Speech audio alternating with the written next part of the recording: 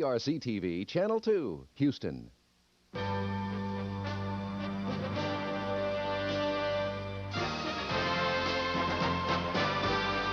National Broadcasting Company presents the National Football League.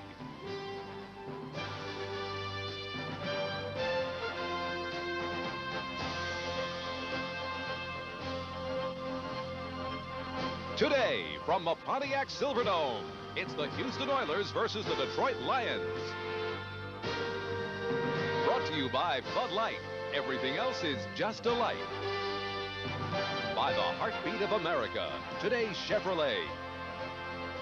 And by MCI, communications for the next 100 years. For the first time in 26 days, it is not raining in southern Michigan, and what a welcome respite that is for thousands in the Detroit area. But of course, weather not a factor in the Pontiac Silverdome as we prepare for an interconference matchup today between the host Detroit Lions and the Houston Oilers. Hello everyone, I'm Gary Gerould, along with former NFL wide receiver Butch Johnson, and our matchup today features teams who are trying to shake off recent weeks of frustration. Butch, let's start with Houston. Great preseason, unbeaten, got off to a great start at Green Bay in their season opener when they beat the Pack, but then they've lost 3 in a row, and a lot of people now are frankly wondering, is this team any better than the mediocre Houston teams of recent years? Well, Houston, you have to look at their defense. They're the #1 rated defense in the AFC right now, and they've allowed quarterbacks to only complete 35% of their passes. Offensively, there's Warren Moon, the strong-arm quarterback who can throw on the run as well as anybody can, and he has 2 gifted receivers in Ernest Givens, outside world-class speed, and Drew Hill, who had 1,000 yards receiving last year. And one has to wonder if their record is a little worse than what they are right now as a team. Detroit, on the other hand, also got off to a very good start, a road win at Minnesota, but then they've lost 3 in a row. They've had some injury problems, and they've come into the disfavor of their fans here at home. That's true, and Detroit is the type of team whose defense is good. They've kept them in the ball games each week, but those injury problems have been injury-riddled in their offensive line. They traded with Houston recently this week for Harvey Salem to try and slow up those problems. Eric Hipple, the big gun. This guy has completed 31 passes 2 weeks ago and 33 passes this prior week for a team record. And I would say it indicates to me that they have a pretty good team also, and they're ready to get on the good track. And we're ready to kick it off right now. The 4th meeting between these clubs, the first time ever for the Oilers to visit the Pontiac Silverdome, and it'll be Houston kicking off. Handling the kicking chores, of course, Tony Zendejas. We're underway in Pontiac. No run back as Herman Hunter fields this one about 8-9 yards deep in the end zone. So Zendejas does a terrific job of kicking the ball deep, and Eric Hipple leads the Lions onto the field. James Jones, you heard Butch say, the workhorse. Gary James, the rookie in the backfield. Bland, Chadwick, and Lewis are the receivers for the Lions. Offensively, Steve Kenny is a starter at left guard in place of Scott Barrows, and the Lions have had real problems with injuries this year. Harvey Salem got his first start just last week with 2 days of practice. He'll work from the right guard position. He played on the left side of the offensive line when he was with the Houston Oilers. 1st and 10, just underway at Pontiac, Michigan. The Lions and the Oilers. Bland in motion, and Hipple drops back to throw on the first play of the game. Running out of the pocket, hit hard after a 2-yard gain.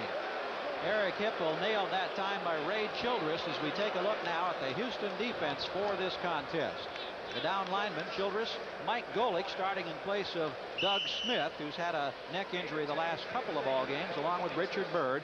Your linebacking core in the change here has Johnny Meads going for Frank Bush, and what a tragic note as Bush had to give up his football career because of that cervical sprain suffered last week. Brown, Allen, Bostic, and Eason, some hard hitters in the defensive secondary for the Oilers. Hipple handing off this time to Jones, straight ahead, gets only a yard or 2 as the Houston defense sags in, led by Johnny Meads, who comes in from the right corner. Well, Eric Hipple came right out and started throwing the ball. He was trying to go deep in the corner position to Jeff Chadwick, number 89, the fine receiver. Reminds you a lot of Steve Watson, the receiver for the Denver Broncos, and he just didn't get him. Houston laid back in the zone, and he was unsuccessful in that attempt. 3rd down situation coming up for Hipple. They've gone to 3 wide receivers as Leonard Thompson has come into the lineup, and Herman Hunter is now in the backfield replacing Gary James.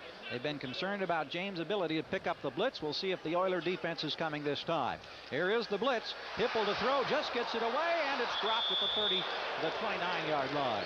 Carl Bland, the intended receiver, and Hipple up off his backside as the Houston pressure was there as anticipated.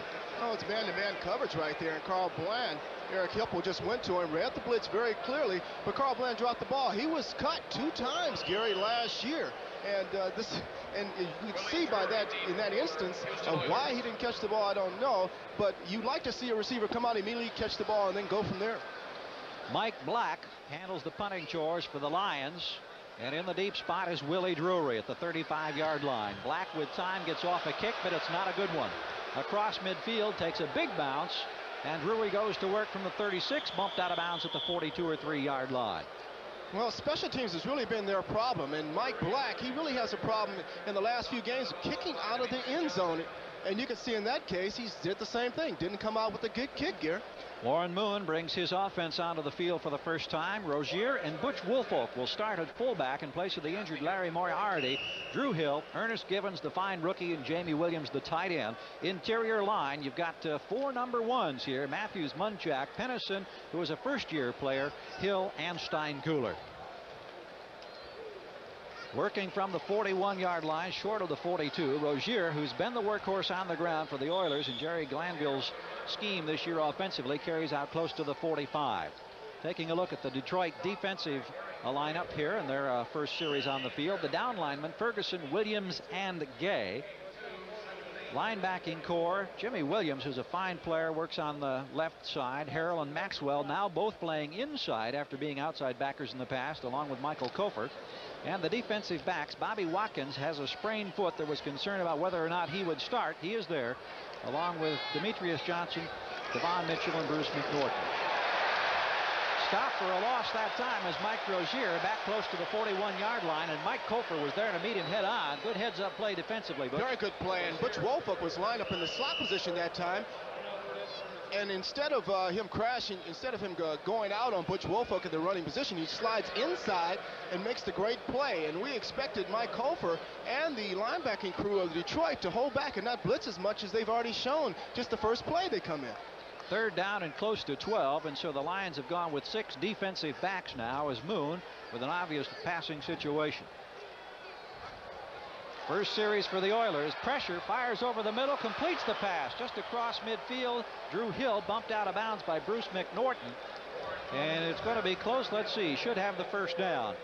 The Oilers have just been awesome this year on 3rd down completions. And here's a first key one of this ball game. Well, 3rd down efficiency is where Warren Moon has excelled this year. And you can see Drew Hill just picking up the first down. They completed 15 out of 19 3rd down completions. And it's probably the highest ratio right now in the NFL. Drew Hill, 1,000-yard receiver last year. And Warren Moon will look for him in crucial situations. Moon backpedaling, fires over the middle, completes it to the tight end Williams inside the 40, close to the 38-yard line. James Harrell there with a tackle. Jamie Williams, a big man at 6'4", 245, out of Nebraska. A lot of Nebraska players on the Houston roster. Warren Moon, you can see him right there, number 1, the quarterback. He was complaining because they weren't throwing on first down as much, and they came right off the bat in the second series that they had right here and completed a pass to Jamie Williams, who wasn't catching passes earlier this year. Houston fans on the team heavy last week in the loss to Pittsburgh because of that. Here's Rozier now inside the 35, and the Oilers clearly moving the ball on this Detroit defense. Another first down as Vernon Maxwell was there with the tackle. Ball will be spotted at about the 33-yard line. And you get a good look at Rozier as he comes back into the huddle. 3rd leading rusher right now in the AFC, and he's performing very well. He's their workhorse in the backfield, and with Moriarty hurt, he's going to continue to carry the ball off that right side where Mike Munchak is playing, number 63. Rozier is the lone setback at the moment behind Moon as he awaits the snap. Now backpedals, looks to throw. Down the middle, this one out of the hands of the intended receiver at the 22-yard line, Ernest Givens. Bobby Watkins providing defensive coverage over there. Givens is a fine receiver. He's ran a 4.36. You can see him right here, number 81. He pushes the defensive backs down the field and just turns out quickly. Ball was thrown a little bit to the outside. Possibly he could have caught that ball, but he's a short receiver, Gary. He's 5'9", and sometimes those short receivers can't come up with those big plays. He has great speed, though. And as you see from the graphic, got his first touchdown last week in the loss to the Pittsburgh Steelers. So it's 2nd and 10. Moon hands off this time to Woolfolk. No place to go here. Eric Williams with good penetration, the nose tackle that time, slipping through the offensive line, and he was right there to meet Butch Woolfolk head on. Well, you know, when we talked to Coach Darryl Rogers of Detroit yesterday, he wasn't really very high on his defensive line, but you could see a quick move by Eric Williams that time to get into the backfield. And, I tend to question, maybe they do have a little offensive line play, and they're going to be a little more aggressive than what they played the last 3 weeks. Lions now have 7 defensive backs, and you see the numbers on third down conversions for the Oilers. It's been very impressive this season. Moon needs 12. Down the middle, yes. There he is inside the 15-yard line. Willie Drury on the receiving end, and another first down. And aren't the Oilers something? Wow. Mike Drury lines up in the slot here, and it's really a zone coverage, and he beats the zone. He runs through the middle. He's picked up by the safety, number 40, Dwayne Galloway, who comes in as a 5th defensive back, and he just sits it right in there in the middle. So the Oilers now 2 for 2 in third down efficiency in this ball game as they keep the drive alive. Here's Woolfolk straight ahead inside the 10 to about the 9-yard line. Houston, when they've been inside the 20 this year, have scored 10 of 11 times. They've had possession inside the 20. 4 of the 10 times have been touchdowns. 6 times have produced field goals. Right now the ball spotted just shy of the 9-yard line. 9:11 to go in the first quarter, just underway. No score at the Silverdome in Pontiac, Michigan. The Lions and the Oilers. Fans very unhappy as the Lions have lost 4 consecutive home games, 2 last year, 2 this year. Watching Rozier try to work on the right side. Right now stopped by Mike Kofer. And of course we'll be checking our 10-minute ticker throughout the day today to keep you posted on activity around the league. New England with a field goal advantage over Miami, the only score in the first panel of games, and some of the other contests that we'll be eyeing. Still no score in any of these games, just underway. Gary, have you noticed how they've been running off that right side? Running Indeed. off the right side with number 74 Bruce Matthews at the tackle position, and Mike Munchak, 2 #1 draft choices they have in that line, and been very impressive over there. I haven't seen him come to the weak side yet where Ken Hill has been starting. Pinkett in the backfield as Moon wants to throw, fires, and isn't a touchdown. A ball knocked away. It's incomplete, and what a hit in the defensive secondary by Devon Mitchell, the rookie. Woolfolk, the intended receiver, and Mitchell said, "How do you do?" The rookie knows how to play the game. Well, it was a zone coverage, and Moon looks off to the left, comes back to the right, and he splits the zone. Looks like he should have caught the ball. But Devon Mitchell, the rookie, who they've been very impressed with since training camp, comes in, knocks the ball out at the last minute, puts his helmet actually on the ball. So a field goal attempt. You see Zendejas, who's been perfect this year, from 25 yards out. He's got another one. So 7 for 7 this season for Tony Zendejas out of the University of Nevada, Reno. And the Houston Oilers, moving the ball impressively, have taken a 3-point lead over the Detroit Lions. Hi, can I have a light? This Halloween, don't just ask for a light beer. Ask them to bring out their best. Bud Light! Bud Light, because everything else is just a light. Thank you! Look for this Fright Night display where you buy Bud Light and win a monster of a trip to one of your favorite haunts. Next year, a costume party. Oh! Listen to the heartbeat of America. Listen to the heartbeat of America. Oh, yeah. It's the rhythm on the road. It's the pulse on the street. Pulse on the street. City and town of magic sound. Feel the heartbeat of America. Chevrolet. That's today, Chevrolet. We're MCI, racing hard to be your communications company. We never coast. We're geared to win. MCI competes internationally, offering you the world's most extensive range of voice, data, and messaging services. Our competition is good. We have to be better. And because we compete, you win. MCI, communications for the next 100 years. Back at the Silverdome, Pontiac, Michigan, a Zendejas field goal of 25 yards has given Houston the early lead as the Oilers took the ball and marched it down the field. They had good field position after a relatively short Mike Black punt of 41 yards and a 6-yard return.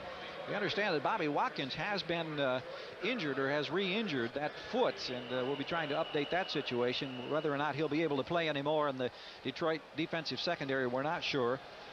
Here's the kickoff now by Lee Johnson, high end over end. This one's short. Going to be taken at the 14-yard line by Herman Hunter. Got lots of room on the left side. Can't get around the corner. Got out close to the 30-yard line. Herman Hunter with a burst of speed with a 17-yard return gets it out close to the 30, and the Lions will go to work once again. As you take a look at the statistics for Eric Hipple, that 65.6% completion rate is the best in the NFL, as you see, in 4 games that have been played thus far. Well, he's going to be testing. Eric Hipple, number 17, is going to be testing that Houston Oilers defense. They're rated number 1 in pass defense, and they've been very successful. They play a lot of man-to-man coverage, and let's just see what he does coming out the first play of the game. 1st and 10 now. Lions second possession. Didn't have any success first time with the football. Breaking a tackle, James across the 30 to the 35-yard line and bumped down at the 36. Bostic coming across to make the tackle for Houston that time. Bostic, the strong safety, known as Batman and the Batman-Robin combination. And there's a look at the rookie Gary James from LSU. Well, they drafted him this year thinking that he can give them the outside threat with the loss of their great all-pro running back, Billy Sims, last year. You can see the opening play. What impressed me there is he broke a tackle and then got back to the outside. You would think that he would be the weaker of the two and just be able to go outside and not break tackles. Gain of just over 6. We'll call it 2nd and 4 for Detroit at the 36-yard line, their own territory. Hipple, the pass. Under pressure, throws one away on the left side. Tight end David Lewis was the intended receiver. The boos cascading down here from the Silverdome crowd. And that's become rather common, we understand, in recent Lions ball games. In defense of Eric Hipple, he was trying to go deep on the left side to number 89, Jeff Chadwick, but Patrick Allen, number 29, the cornerback, had him completely covered, and it just didn't work out. He had to come back underneath, and looked like it got a little deflected in there to me, Gary. Hipple was very concerned when we talked with him yesterday about the pressure that Houston can put on a quarterback, as they have all season long.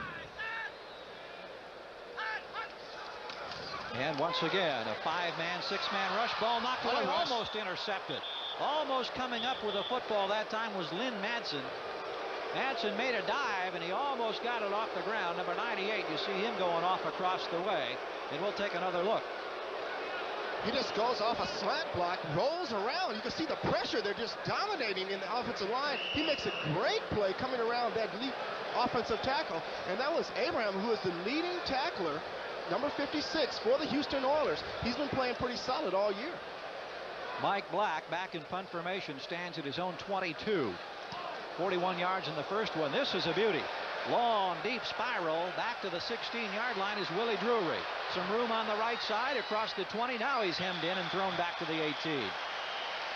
Looked like Drury might have a picket line on the right side, but the Lions closed it down. The Lions special teams have really taken some heat in the last couple of weeks. This time a 48-yard punt by Mike Black. We'll be back. When we want to work up a sweat, nothing works like this full-size Chevy pickup. It's got the muscle of a fuel injector, 350 V8. And it's available on every full-size Chevy. It's got the strength of girder main front suspension. Where? Oh, there. Plus, double wall construction. So when you need a tough working partner, nothing works like a Chevy truck. Nothing. Yeah? Yeah. Right? You know, the weirdest things happened to me, Elvira, Mistress of the Dark. I mean, here I am stocking up for Halloween. I got my steaks, got my ribs. Then when I asked the stock boy where the Coors Light is stacked, he points me to the Coors and Coors Light Halloween display, and I'm on it. Whoa, it was like deja vu. Whoa, it was like deja vu. Look for it where you buy beer. I shop here because they slash prices. There goes another one. Happy Halloween, darling. When the big Q flows, America goes. You there, Mr. Bailey, that's selling the car? You buying? Depends. How's it run? Great. Always on Quaker State. That's good. Quaker State means performance. You can depend on quality. I've heard that. One-of-a-kind formula. Stable viscosity. Keeps flowing. Protecting. You sold me. The car? And the oil. Quaker State. The big Q stands for quality. Always has, always will.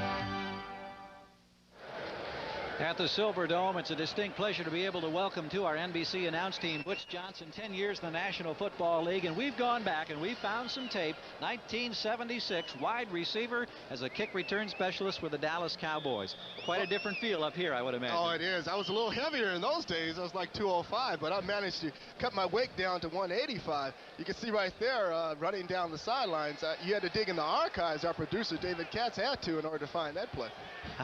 Nice return, by the way, on that one. Warren Moon and the Oilers go to work now from the 20-yard line out across the 20. Mike Rozier picking up a couple here the tough way. Houston with a 3-0 lead early in this one. We have 6.5 minutes to go in the first quarter. Gary, I was impressed by their opening drive, the Houston Oilers. They were able to move down the field by passing and running, and they had some complaints that they were running the ball on first and second down during the course of their last 3 games. Here in the first drive, we saw them pass the ball, run the ball.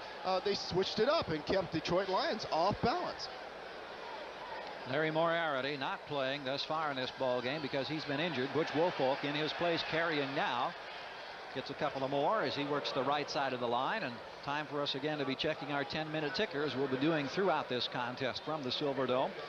We have Kansas City now with a field goal advantage over the Raiders. They have the latest team to score. New England still 3 up in Miami. St. Louis has added a field goal against the Giants. No score between Washington, New Orleans, Philadelphia, and Atlanta.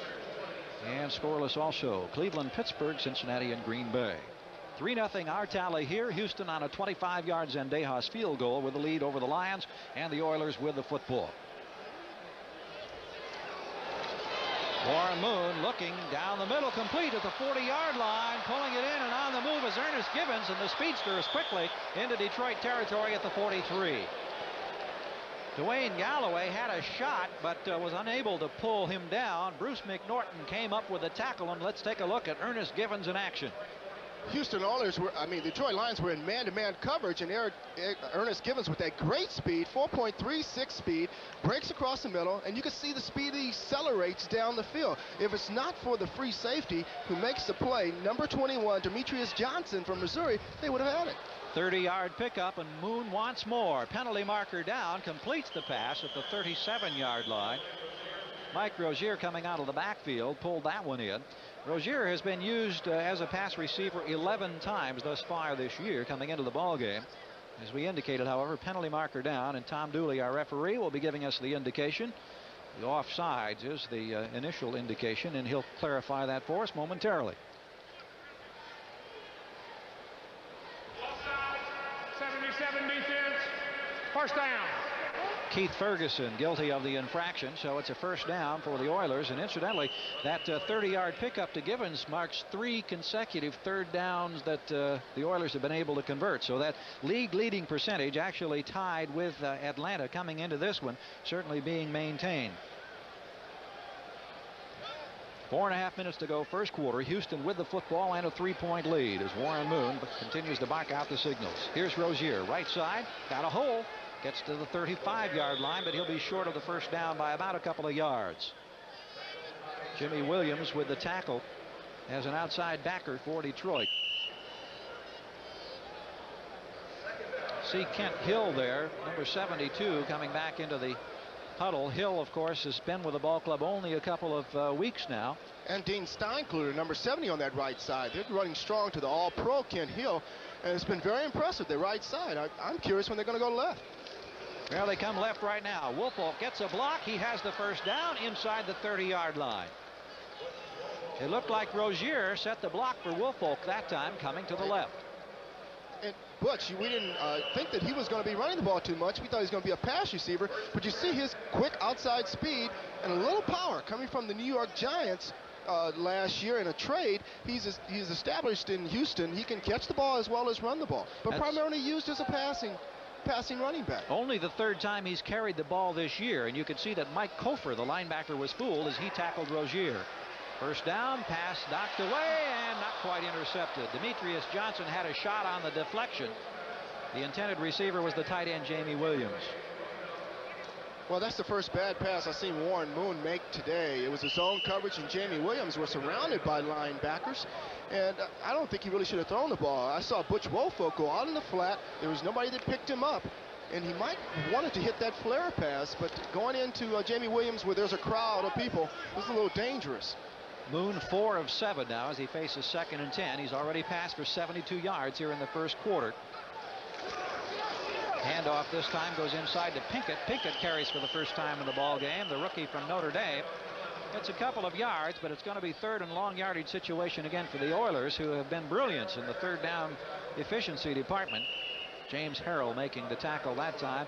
Harrell, incidentally, is an inside linebacker for the Lions. You can see that his hands are taped up, has a broken bone in his hand. Butch, you were talking with him yesterday. I talked with him earlier, and he said that the only problem that gives him is not being able to catch a ball in interception. But linebackers don't normally have to make interceptions. They normally have to make tackles. So it hasn't really given him a problem as far as tackling, but trying to catch the ball is very difficult for him. Lions pull the linebackers out. They go to 7 defensive backs. Moon out of the shotgun. Looking deep. Was he inbounds or out of bounds? Drew was the receiver, Drew Hill. And this one won't go for the Oilers. Running to the near sideline. You can see that Drew Hill goes out, sits in the zone very well, and Warren tries to come over, but his feet, he just comes up as the ball is going up. If he had tried to catch the ball with his hands, maybe he would have had a chance to keep his feet in, but he jumped and tried to cradle the ball, and that made his feet come up, so he wasn't able to keep his feet in order to catch the pass. Zendejas, who had an earlier 25-yarder, now tries from 46. And he's got another one. No, this one is not good. I'm sorry. I thought I saw that it slipped through there. That's his first miss of the year. So the Oilers moved the football, couldn't come up with any more, but still lead the Detroit Lions 3-0. Who has transformed video cameras, making them more compact, simpler, more colorful, more fun?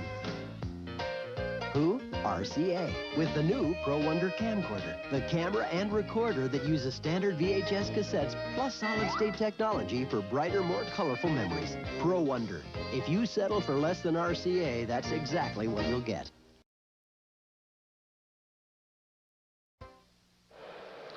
Houston coach Jerry Glanville on the sideline has seen his club roll up 6 first downs, but only 3 points to show for it. Zendejas, who hit early from 25 yards, missing from 46, his first miss of the year.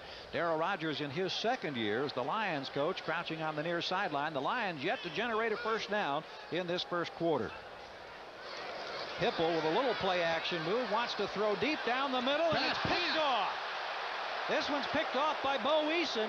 At the 30-yard line, he goes out of bounds. And listen to the boos now cascade down as Eric Hipple throws a bullet right into the arms of Bo Eason. Well, Eric, I don't believe should have thrown that pass right there. He was trying to hit number 89, Jeff Chadwick, and he just overthrew the ball. Chadwick was open. He was in the hole. He had defeated man-to-man coverage. Well, the boos now turn to cheers because a roughing the passer call has been called against Houston, and so Detroit will retain possession.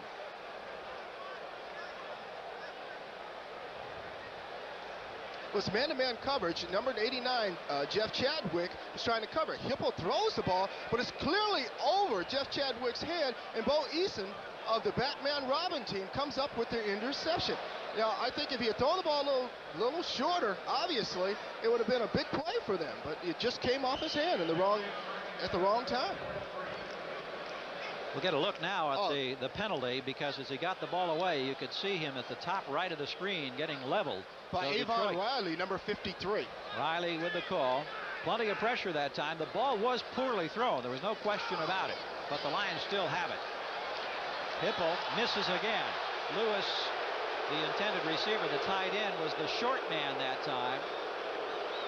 And more boos from this crowd. Estimated today to be in the 40,000 range, and a lot of empty seats here in the Silverdome. This is a facility that will accommodate some 80,000 for football.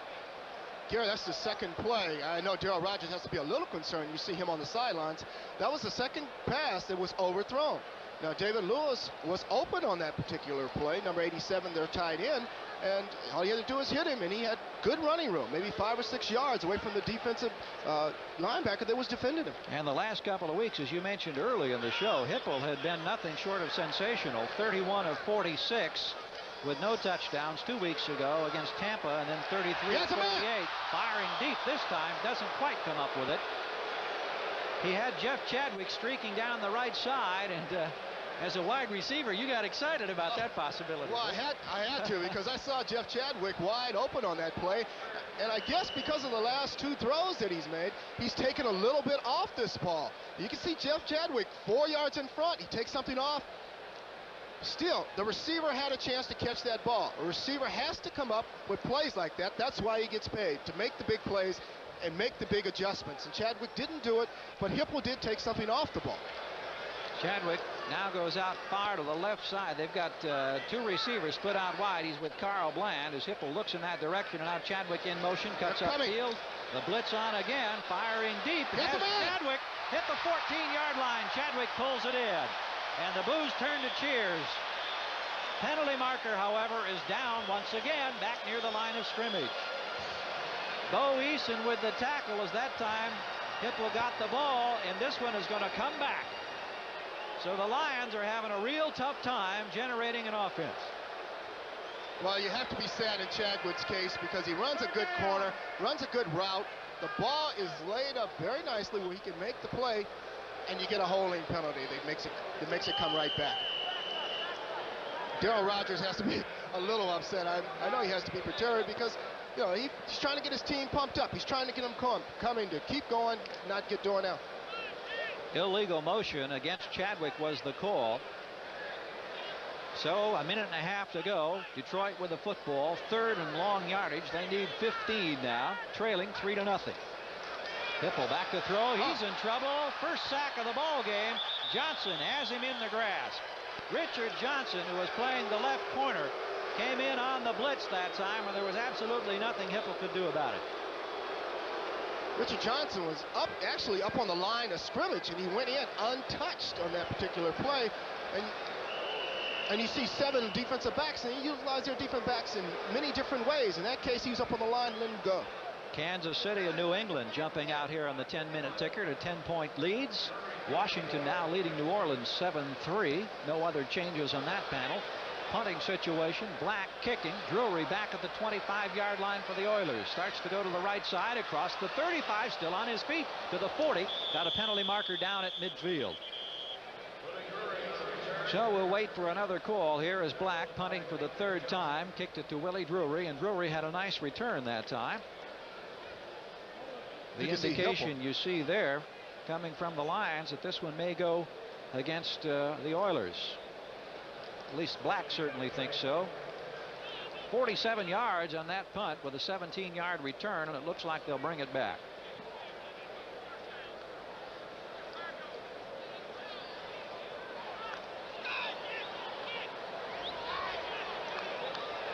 Well, it looks like they can't make up their mind. A lot of confusion down there as the Oilers have both the offense and the defense on the far side around Jerry Glanville standing on the field, and you see Glanville apparently 25 and 23 on the receiving team.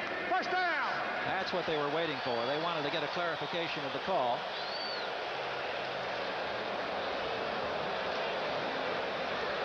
On the receiving team, one of the numbers we caught was 33, Rozier. Checking a couple of other scores, Green Bay with a touchdown lead over Cincinnati, and Cleveland has gone out in front on a Kosar pass to Brennan for a 7-point advantage over Pittsburgh. Cleveland hasn't won in Pittsburgh in ages, if forever. Right? There's a streak there on the line that goes back a lot of years, and the Browns are leading in Pittsburgh early, 7-zip. And also tied for the league in the AFC Central. So with less than a minute to go, 58 seconds here in the first quarter, the Lions get the first down. They still have the football at the 32, their first down of the day.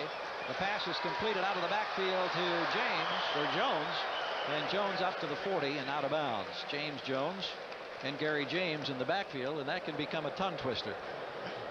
Jones last week caught 12 balls in the 3-point loss against Cleveland. He can do a lot of things for you, Butch. He can do a lot of things. He's a workhorse. Will run the ball at the middle. He's not as a prettier runner as Billy Sims, their great running back from years past, but he is effective. He gets you 4 and 5 yards, and surprisingly, as a fullback, which you don't see, is he has the ability to catch the ball. Handoff goes to James Jones, hit just across the 41-yard line, and the Oilers pull him down. He'll be a little bit short of the first down, so it'll be a 3rd and short yardage situation coming up now for Detroit as we're down to the 35-second mark here in the first quarter. Houston leading on a Zendejas field goal. You see the rushing stats this year for Jones, and we saw his receiving statistics just a few moments ago. Carried 3 times now in this ball game for 10 yards. 3rd and 1 for the Lions in the final seconds of the first quarter. 2 tight ends now in the Detroit formation. Power straight ahead, and the first down is achieved by Jones. So that'll undoubtedly be the last play of the first quarter, and the Lions pick up their second first down. The first one was by penalty. This one puts the ball at the 45-yard line now. From the Silverdome in Detroit, Houston with a 3-point lead over the Lions. Listen to the heartbeat of America. Listen to the heartbeat of America. Oh yeah. It's the rhythm on the road. It's the pulse on the street. Pulse on the street. City and town of magic sound. Feel the heartbeat of America. Chevrolet. That's today, Chevrolet. You want personal service, and State Farm is there. I'm State Farm Agent John Monson. Anybody can sell you insurance, but backing it up with service is what really counts. When my customers need any help with their auto, home, life, or health insurance, or they have a claim, they come right to me.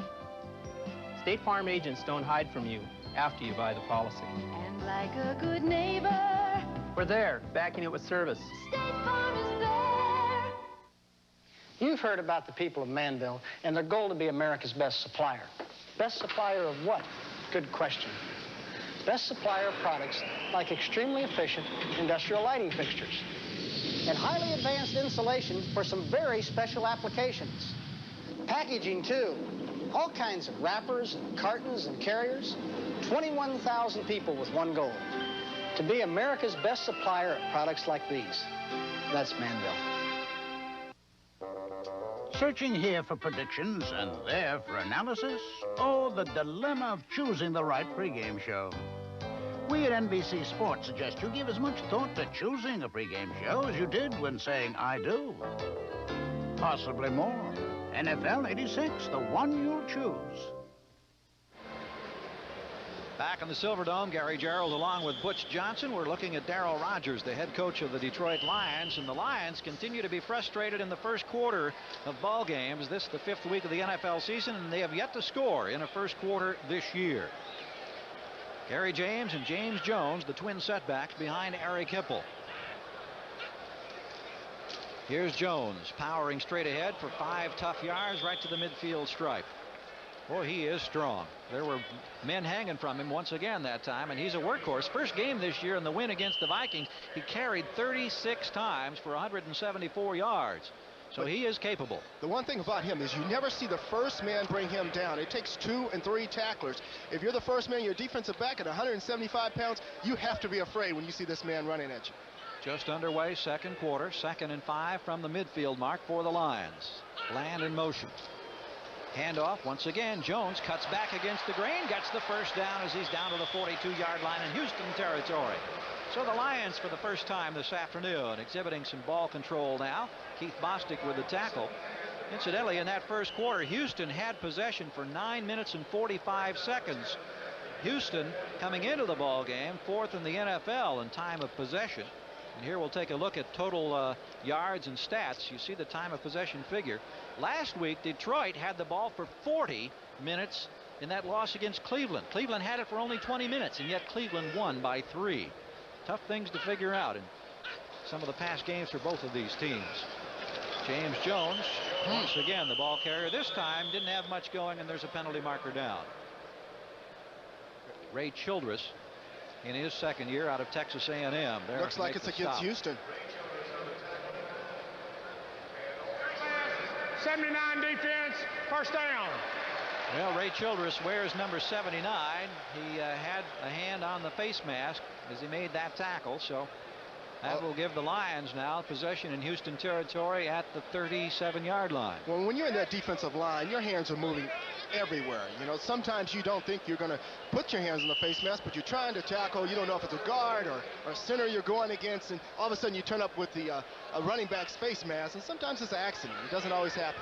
Less than 2 minutes into the second quarter.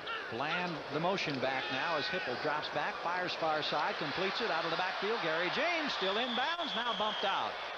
See where he actually stepped out, but I believe he got the first down. The official's going to spot the ball just short of the 31-yard line. Gary James, the rookie from LSU, had 8 receptions coming into the ball game. Abrahams, who is the leading tackler there, just misses the tackle. And you can see the explosive speed of Gary James as he rounds the corner. He was not touched by Abrams on that play. Came very close to getting another 7 or 8 yards, but he just stepped out of bounds. First down for the Lions, their first sustained march of the ball game. Here's Jones, straight ahead power, good for a couple of more inside the 30 to about the 27, 28-yard line. Jones coming in, as we saw earlier, with 339 yards, has scored 4 touchdowns rushing, and his average close to 4 yards per carry, and he's getting a lot of work here in the Dome today. Well, you see a lot of bodies flying when he runs the ball. You see him going left and right, and you wake up and you think he only has a yard, and he walks away with 3 and 4 yards a carry. Gain of 3, make it 2nd and 7 for Detroit. Lions trail 3-0. Hipple looking down the middle, completes the pass this time to Bland. Bland at the 16-yard line is pulled down. Coming over to make the tackle is left corner Steve Brown. That was a nice pass to Carl Bland. Carl Bland was cut 2 times last year by the Detroit Lions and brought back, and they discovered that he is a fine receiver. And he sees his own coverage, and Hipple, this is a good throw. It didn't go high, went right in there. You can see the running ability of Carl Bland. He's considered number 80, a fluid, smooth receiver that can make the big play anytime he goes over the middle. He's courageous. 12-yard gain, puts the ball now at the 16-yard line. Another first down for the Lions. We're mixing it up nicely. Now they come back to Jones, and this time he gets only a yard or 2. Brown coming up from the corner made the initial hit. Richard Byrd was also there.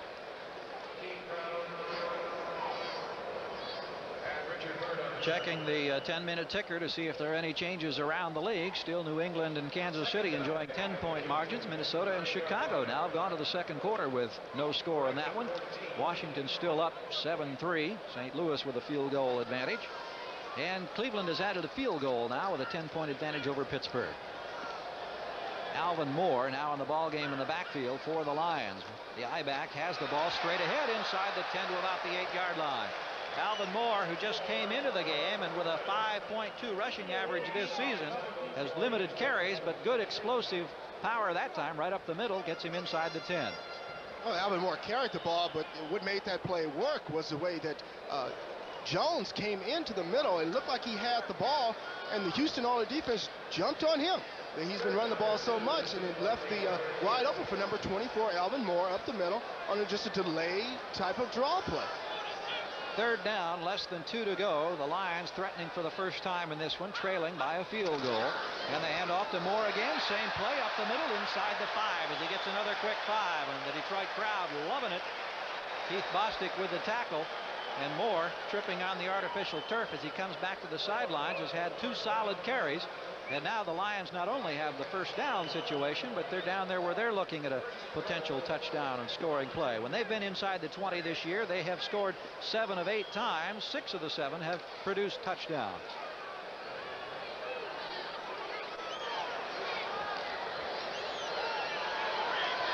In the backfield now, Steve Bach, who is a lineman, is a blocking back. Jones with the carry will be short of the goal line. Steve Bach, who can be a defensive lineman or an offensive lineman, that time was in the backfield, number 68, and he was the blocking back for James Jones as they tried the right side and got only about 1.5 yards. I think everybody down here in the stadium knows who the ball is going to right now. It's going to have to go to the big man, their big gun, James Jones. He's the workhorse. He's going off that right side. He'll go up the middle, and I think he'll carry the ball the next 2 plays. We'll watch and see if Bach stays in there now. Actually, I understand he was lined up as a tight end. Scott Williams was in the backfield. Checking with one of the Houston defenders here at the goal line. Apparently, it was a scouting mission for a contact lens, which hopefully has been found. We have 9:49 to go in the first half at the Silverdome. The Lions threaten. Houston still has the lead. The Achievers, those who faced adversity and refused to fail. Sponsored by the U.S. Army. It takes more than just size and speed to make it in pro football. I wasn't drafted. I was a free agent, and I came from a very, unknown football school. Patriots linebacker Ed Reynolds was cut twice before he finally earned a spot on the New England roster and a championship ring. You come in with the type of attitude that I can be competitive, and you set your goals and desires on what you want to accomplish, and you do it. You're reaching deep inside you, know things you've never known. It's been tough, rough going, but you haven't gone alone. We do more before 9 a.m. than most people do all day. All that you can Hey, be. First Sergeant. Good morning. Find your future in the army. Sure the game. It was a time when very few Americans had experienced the World Series. You need a hand, Tony. That was until we televised our first. Hey, Tony, you finally sprung for it. Though few will recall our role in the events of that day, Watch the woodwork. Anthony Palermo will never forget it. It was the day the World Series came home on NBC. Welcome home, Anthony.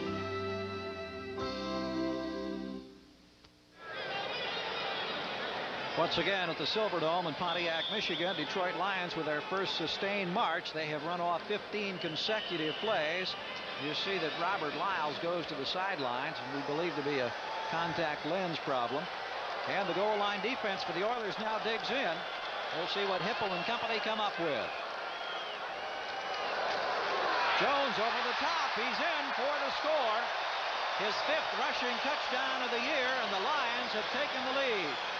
In a very impressive 16-play drive. It stuttered getting going, but once it got going, it generated momentum and moved smoothly against the Oilers.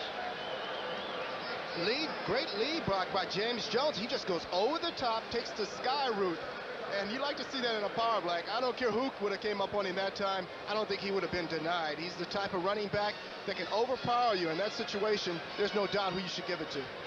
Hipple to hold. Eddie Murray on for the conversion attempt from the 10. He's got it. So with 9 minutes and 32 seconds to go in the first half here at the Silverdome, the Lions have taken the lead over the Houston Oilers.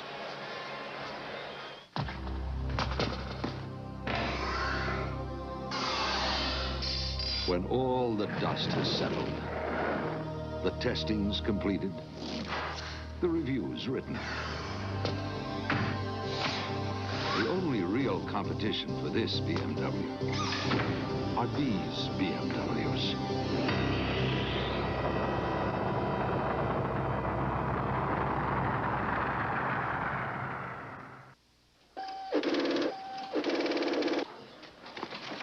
I like your thinking. It's a solution we've been searching for. We've included networking, multi-user systems, as well as PC-compatible workstations and software. And I like your installation, support, training, service. Radio Shack computer centers have it all. I know we can do business. Tandy Computers at Radio Shack Computer Centers. In business, for business. Oh! Just like that, this AC copper core spark plug can fire 30 times. That's the firepower today's high-revving car engines need. What about your plugs? If they can't fire for up to 30,000 miles, oh!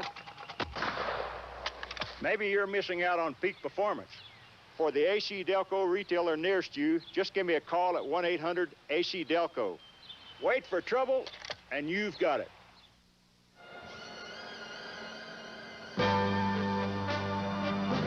Today's game is brought to you by BMW, the ultimate driving machine. To arrange a thorough test drive, phone your nearest BMW dealer. By McDonald's, it's a good time for the great taste. And by New York Life, to help you get the most out of life. Well, for the moment, the fans in the Silverdome are happy. The boos have been quieted. Eric Hipple was greeted by boos when he came on the field early. He had an interception that was overruled because of a roughing the passer penalty, and then the Lions got something going, generated a solid drive. Jones with a touchdown, and Detroit with the 7-3 lead. Murray's kick going to be fielded by Drury at the 3-yard line. Willie Drury bringing it out and nowhere to go. Circling, and he's in deep trouble down at the 6-yard line. Mike Cofer, number 55, the first man down there on the special teams, and the Lions were worried about special teams coverage with Shelton Robinson, and certainly that's got to bring a smile to the face of Darryl Rogers, Butch. He has to be happy about this progress right here, as this has been their biggest weakness, is their specialty teams. So Mike Cofer comes in there and makes a good play. The first man down has got to throw at the ensuing kickoff returner and make him change direction. That's exactly what he did. That's what made the difference. First down for Houston with a long way to go as they try to go to work now from the 7 or 8 yard line. William Gay with the tackle as they power straight ahead. I believe that was Rozier that was carrying the football. Yep, he comes up off the bottom of the pile. Kansas City, look at that, has jumped out now to a 17-point advantage over the LA Raiders. Kansas City getting a touchdown pass to Kaufman for their latest score. No other significant changes thus far. Green Bay and Cincinnati now tied, we note, at 7-7, second quarter all the way around. 8:48 to go second quarter here. Houston with the football deep in their own territory, and Moon firing for the far sideline, almost intercepted at the 26. With a hand on the football that time was Bruce McNorton, the right corner. And Bruce is thinking, oh, I almost had one, Coach. And they've been maligned, the defensive backs, Bruce McNorton, for one, number 29 right there. You see, have been maligned in the past, but they play a zone coverage. They drop off so deep, they allow you to throw the ball, and then they run back up to try and make the plays. And Warren Moon thought the corner was so far off that he made the throw. The throw wasn't too bad, but he didn't see McNorton come back up. 5 defensive backs now for the Detroit Lions as Moon is faced with 3rd and long, and out of the shotgun, backpedals into the end zone, fires, and this one knocked away. No, almost intercepted again. Devon Mitchell was there. Willie Drury was the intended receiver.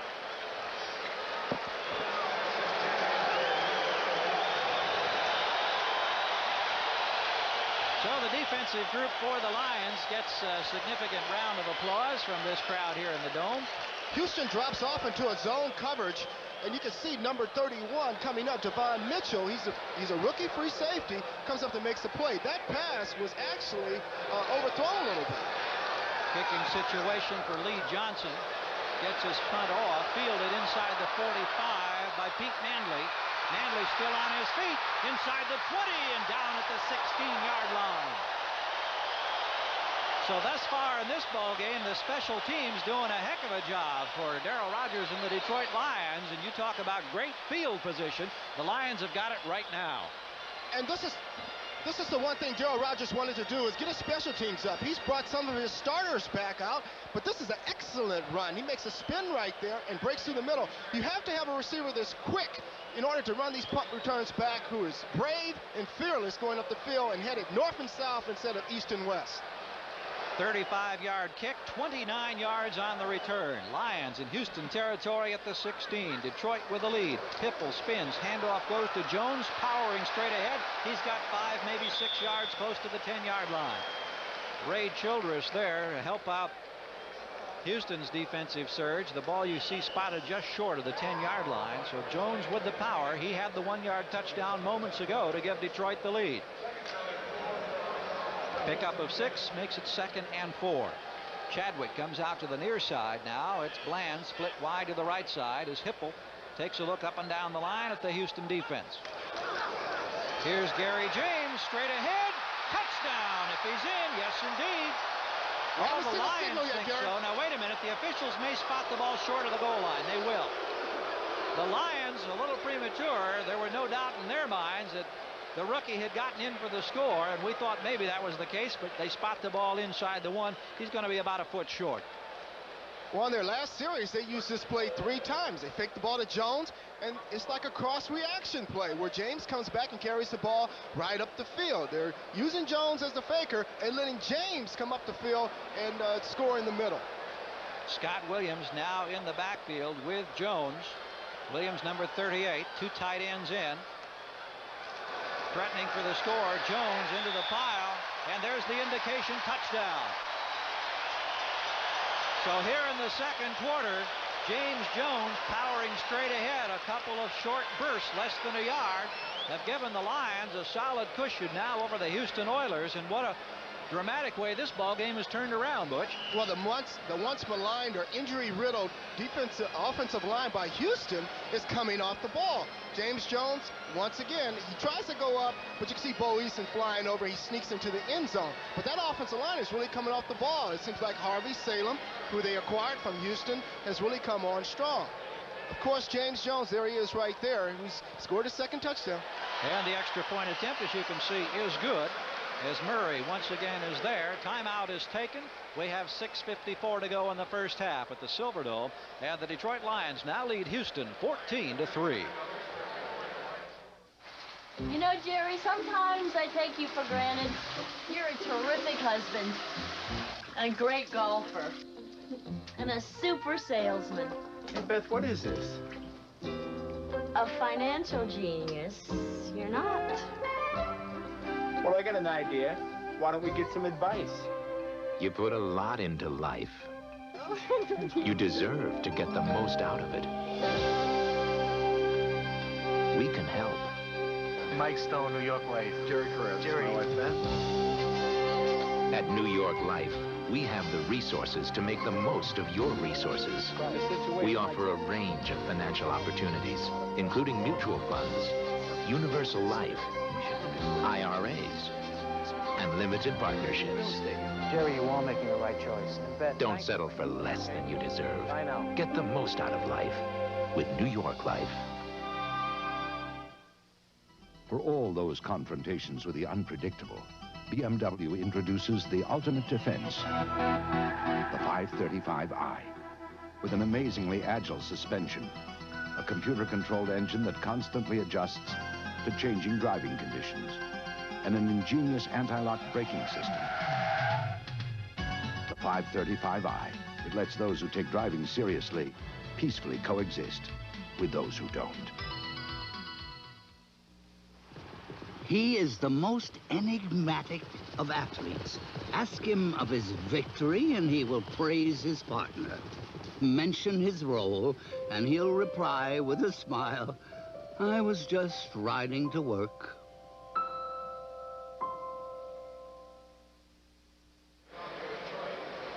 At the Silverdome in Pontiac, Michigan, Darrell Rogers on the left. His Lions lead Jerry Glanville's Oilers 14-3, as you can see. And look at this. Houston had the first six first downs of the ball game. The Lions have come back with 11 and a pair of touchdowns. Willie Drury from a yard deep, bringing it out. In traffic across the 15 to the 17-yard line. We go to New York now, and an update as we'll check in with Bob Costas at NFL 86. Well, Gary, in the second quarter at Arrowhead, the Chiefs lead the Raiders 17-0. 10 of Kansas City's points set up by Raider turnovers, including this 18-yard run by Boyce Green following a Mark Wilson fumble. In the second, 17-0 Chiefs. So you know they're getting excited in Kansas City as the Chiefs off to a strong start and the Raiders continue to stumble.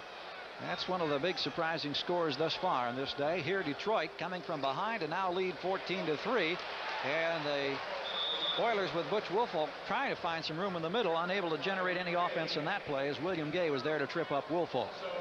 And, you know, the Houston Oilers are going back to what they were doing the last few weeks, not passing on first down. They seem to start running the ball a little more on first down and second down. And Butch Woolfolk hasn't really run the ball this year. You would look for him to catch more passes. Interesting how the Oilers moved the ball their first 2 series. They got the 25-yard field goal. Then Zendejas missed a 46-yard attempt, his first miss of the year. Since that time, it's been all Detroit. Second down situation now for Warren Moon. Lions showing him a big look. Here they come. Pressure for Moon, who gets it away. And Drew Hill has it at the 50, and he'll go all the way. Oh, what a pass from Warren Moon as Drew Hill goes the distance for the score. And Moon was under an all-out blitz when he got the ball away. Great touch on that play by Warren Moon. I mean, absolutely fabulous touch. And Jerry Glanville, he's back in the game. I don't think they knew what was going on. Drew Hill, a 1,000-yard receiver last year, comes up with the big play. And it makes Jerry Glanville ease out just a little bit. It's like a hook and go. And you can see right here, the defensive back is what we call walking the dog. He's step for step. But no, great throw. You can see it just ease in there.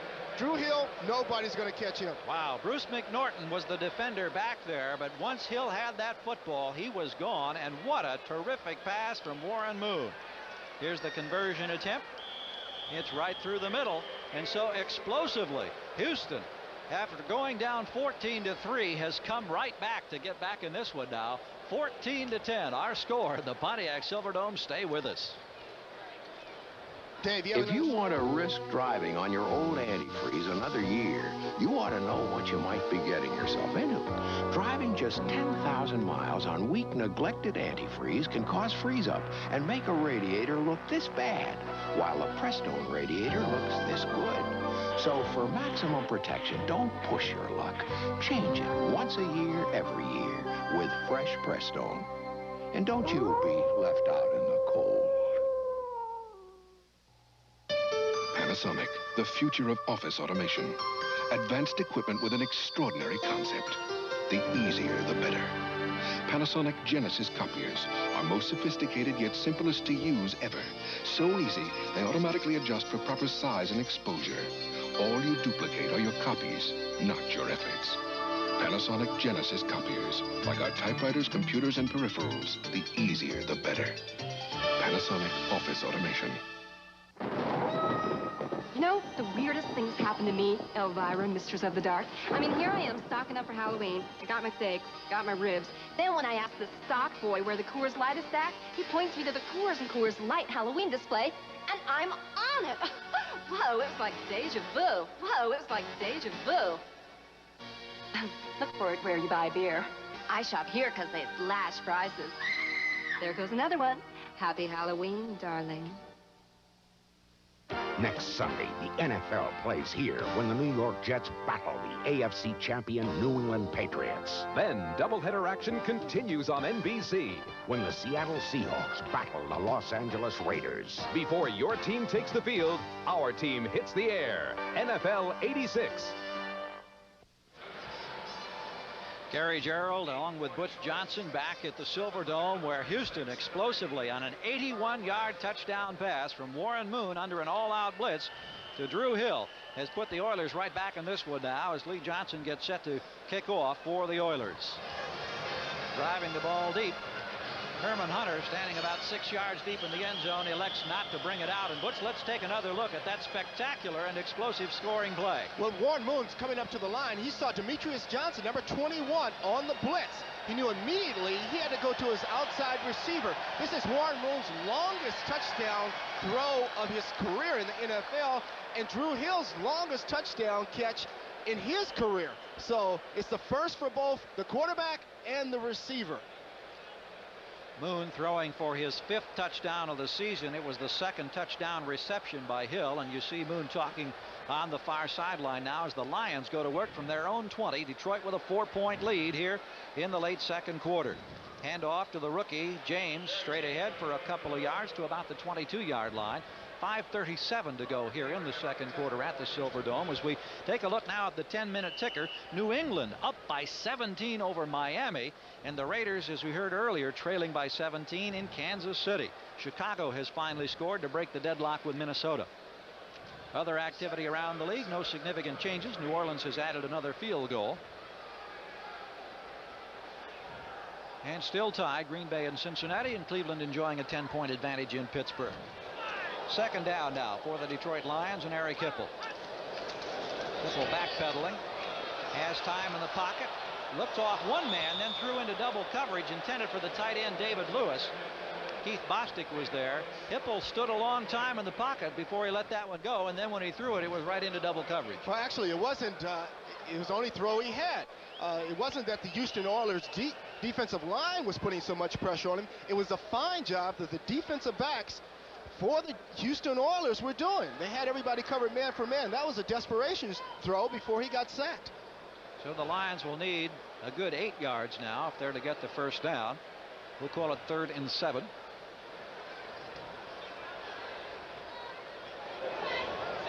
Hipple looking up and down the line. A little movement there as he changes one of his setbacks. Herman Hunter. Here comes the blitz once again. Hipple rolling out, has time, completes the pass. Chadwick at the 48-yard line, out of bounds.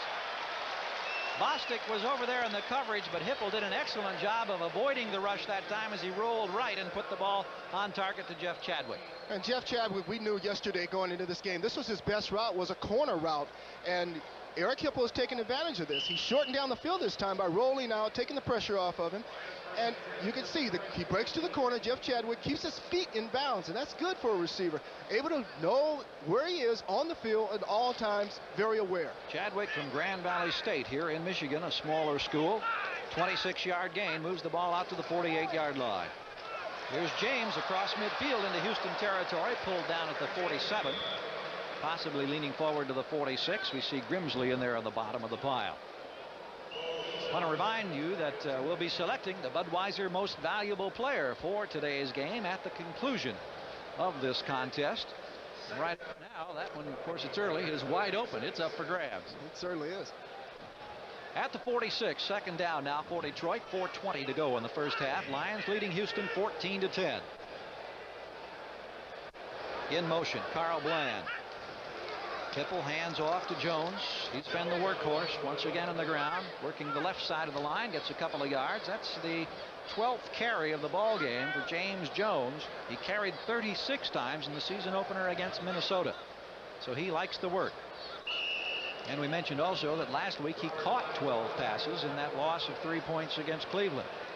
Well, when you work a running back this hard during the early part of the year, you have to wonder how he's going to sustain through the later part of the season. You know, you hate to see your running backs carry 30, 40 times a game, but they feel James Jones can handle the load. Strong, efficient, and he's an excellent runner, so why not give him the ball? Timeout has been taken by the Houston defense. That's their first timeout, as you get the indication from our referee, Tom Dooley. So we've got 3:37 yet to go in the first half. It'll be a 3rd and 1 when we come back for the Lions who lead Houston. He was my little brother, and I tried to teach him all I could. But you know, I learned a lot from him. She was my big sister, and no doubt about it, she was tough. But now I know why. It's because she really loved me. He had this big dream to play for the National Football League someday. And I told him, right, Steve, you got 2 chances, little and none. She was always dressing up and playing make-believe. I thought to myself, Olivia become an actress? Well, today, she's a star of Miami Vice. Today, my little brother, Steve, is a star cornerback for the NFL's Houston Oilers. And he's still my little brother. But the love that we have for each other is very important to us. And that same love is what these folks are all about. They're all big brothers and big sisters to these children. And with your support of the United Way, it's made the Big Brothers and Big Sisters program become possible. Whether it's in Houston or in Miami, the United Way is there. So we can say, thanks to you, it works for all of us. The United Way. Yay! This message furnished by the National Football League. Well, with 3.5 minutes to go here in the first half at the Silverdome, we want to remind you that NFL 86, of course, coming up from our studios in New York. Bob Costas, Ahmad Rashad, Paul McGuire bringing you up to date on all the activity around the league with some interesting features as well. That'll be at halftime on NFL 86. Interesting ball game here. Glad to have you along today as we look at Jerry Glanville, the head coach of the Houston Oilers, a former assistant with the Detroit Lions, spent 3 years in Detroit. Handoff straight ahead, breaking a tackle. That time is Alvin Moore. And Alvin Moore, the 3 times he's carried the football, has found himself in the Houston secondary, and he has been exciting in this ball game. Well, they changed up a little ways this time. Instead of running to the right and handing it off to the halfback, they fake again and they run left. And you can see him just creep through the holes. Good blocking line play. Actually, this happening down there is the line has been very impressive today. Not only the running backs, but the line play has really been impressive with trap blocks and double teams. James Jones had a good block on that particular thrust by Moore that moved the ball to the 34-yard line and gives the Lions a first down. Here's Moore again. Inside the 30, tripped up, a little unhappy. He thought that if he could keep his feet, he might be able to get some extra distance out of that one. One of the Oilers a little bit slow getting to his feet down there now as we check the 10-minute ticker. Still 17-point leads for New England and Kansas City. Chicago has added a field goal now by Butler to go 10 up on Minnesota. No major surprises in Chicago. Everything else looking fairly the same as what we saw before. Pittsburgh on a Malone touchdown has now scored. Malone from 1 yard out to make it 10-7. Cleveland leading the Steelers. Here's Alvin Moore carrying once again, and this time Houston ready for him. Alvin Moore, a 4th-year player out of Arizona State, played collegiate football for Darryl Rogers, who, of course, was a coach at Arizona State, as we approach the 2-minute warning here in Pontiac. Very impressive half as far as running the ball by the Detroit Lions. They've used 3 running backs. They used James Jones and Alvin Moore, and they've tried to use Gary James going sideline to sideline, catching the ball occasionally and running the ball. We've reached the 2-minute mark here at the Silverdome. Detroit in possession and with the lead. Time to play! McDonald's NFL! Kickoff payoff! Oh, good! You collect these cards of your favorite NFL stars. Oh, like him? Every kickoff payoff card is a winner. Win great McDonald's food prizes. Winning cards must be redeemed by the following week. So hurry into McDonald's. New winners every week at McDonald's! Rub off your kickoff payoff coupon and win great McDonald's food prizes. Then hurry back to redeem your coupon and collect more. NFL kickoff payoff. Every card's a winner.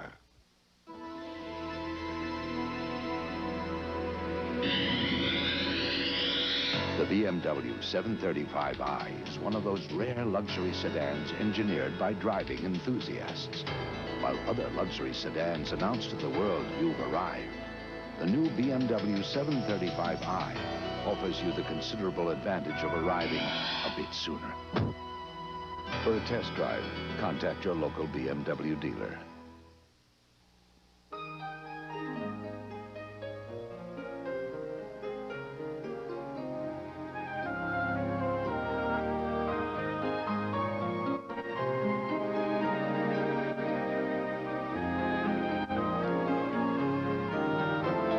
Nearly 80 million people have the security of health care coverage when and where they need it. They couldn't picture their lives without it. Could you? 2 minutes to go in the first half. Detroit leading by 4. One of the impressive things, I think, Butch, has been the play of the offensive line, and this is a line that had a lot of injury problems, They've as had you a alluded lot of to. injuries the last few weeks, and that's been a big problem for them. Probably the major weakness they've had. But all of a sudden today, they've been very impressive. They've been running the ball left, running the ball right, using their running backs, and not really having to go to that passing game up until this point. They have 4 linemen on injured reserve coming into this ball game, so it's been a piecemeal project for Rogers and company. Here's a penalty marker down. Big hole for Jones. Jones close to the 10-yard line, loses the football. Oilers have it at the 3-yard line, but remember, a penalty marker was down as the play unfolded. Oilers came up with the football. It was Patrick Allen, I believe, who was down there along with Ray Childress, and let's see which way this one's going to go. Looks like it's going towards Houston's way. Lions bench clearly thought so.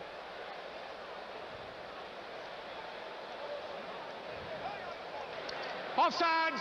Defense! Well, let's take a look and see if we can find out where the problem is. There. Movement, that's Doug Smith, number 99 in the line, and here's the hole that it's a very James impressive Jones run by James Jones, and that left side, once again, the offensive line is overpowering him. Big play there by number 98, who came in and just knocked the ball loose. I don't think James saw him coming from behind, and that's what made the difference. Is you have to keep that ball in tight when you get into traffic, and normally James Jones doesn't make any fumbles.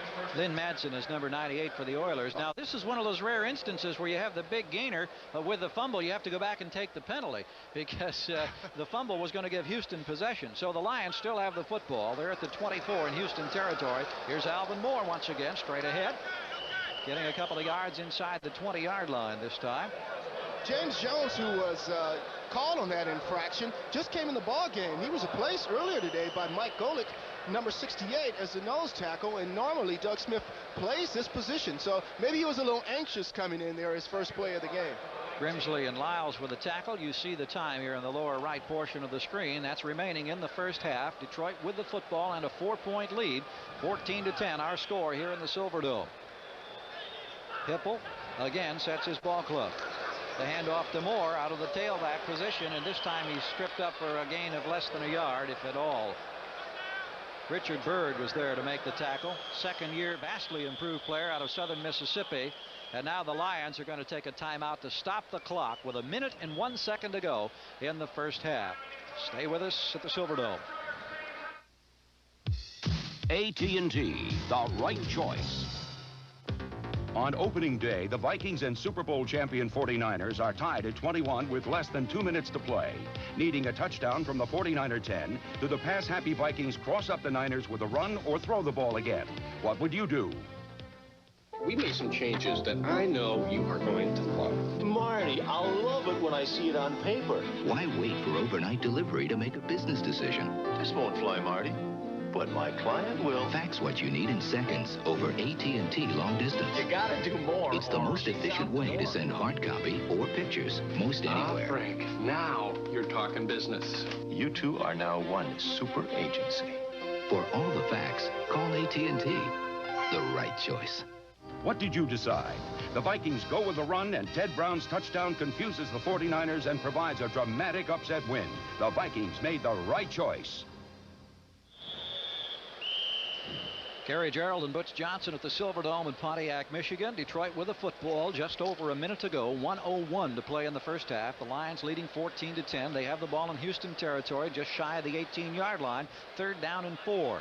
Herman Hunter has replaced Moore in the Detroit backfield now. Very tight as he steps right up just behind the left tackle, and Hipple backpedals under pressure by Donaldson. Wide open! Wide open, Hunter out of the backfield, touchdown! Herman Hunter, who had caught only 3 balls this season coming into this game, came out of the backfield, and did you notice in the alignment how tight he was to the line? He slipped through the hole. Hipple got the ball to him, and the Lions have taken a lead of 20-10. And a conversion attempt coming up.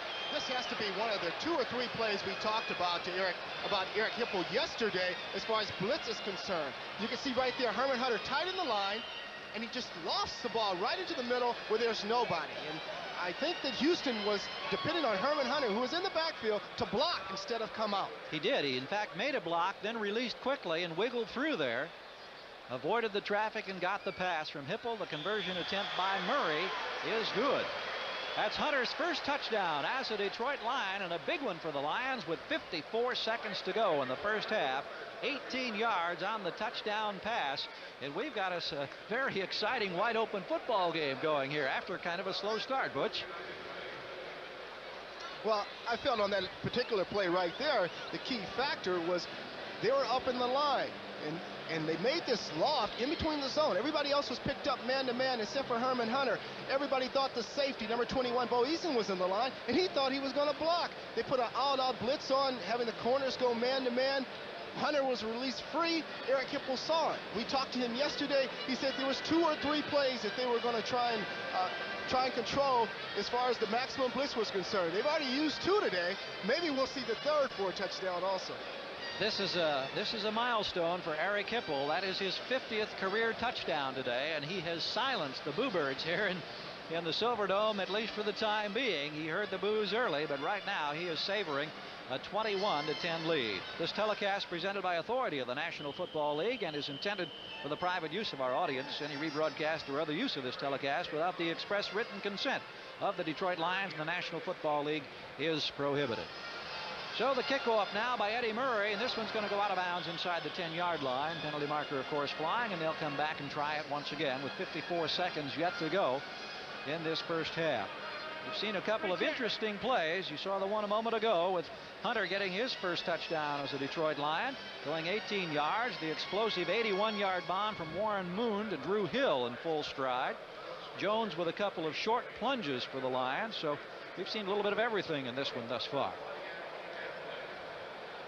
With the slow start, you can see Eric Hipple right there, number 17, is back on target, picking up from where he left off the last couple of weeks with all the completions. And he hasn't been hit today, which is surprising. He's been having some problems. He's a strong type of quarterback who's taken a lot of hits, broke his nose earlier in the season, and all of a sudden he's coming out and starting to make those big plays, starting to read the blitzing coverages.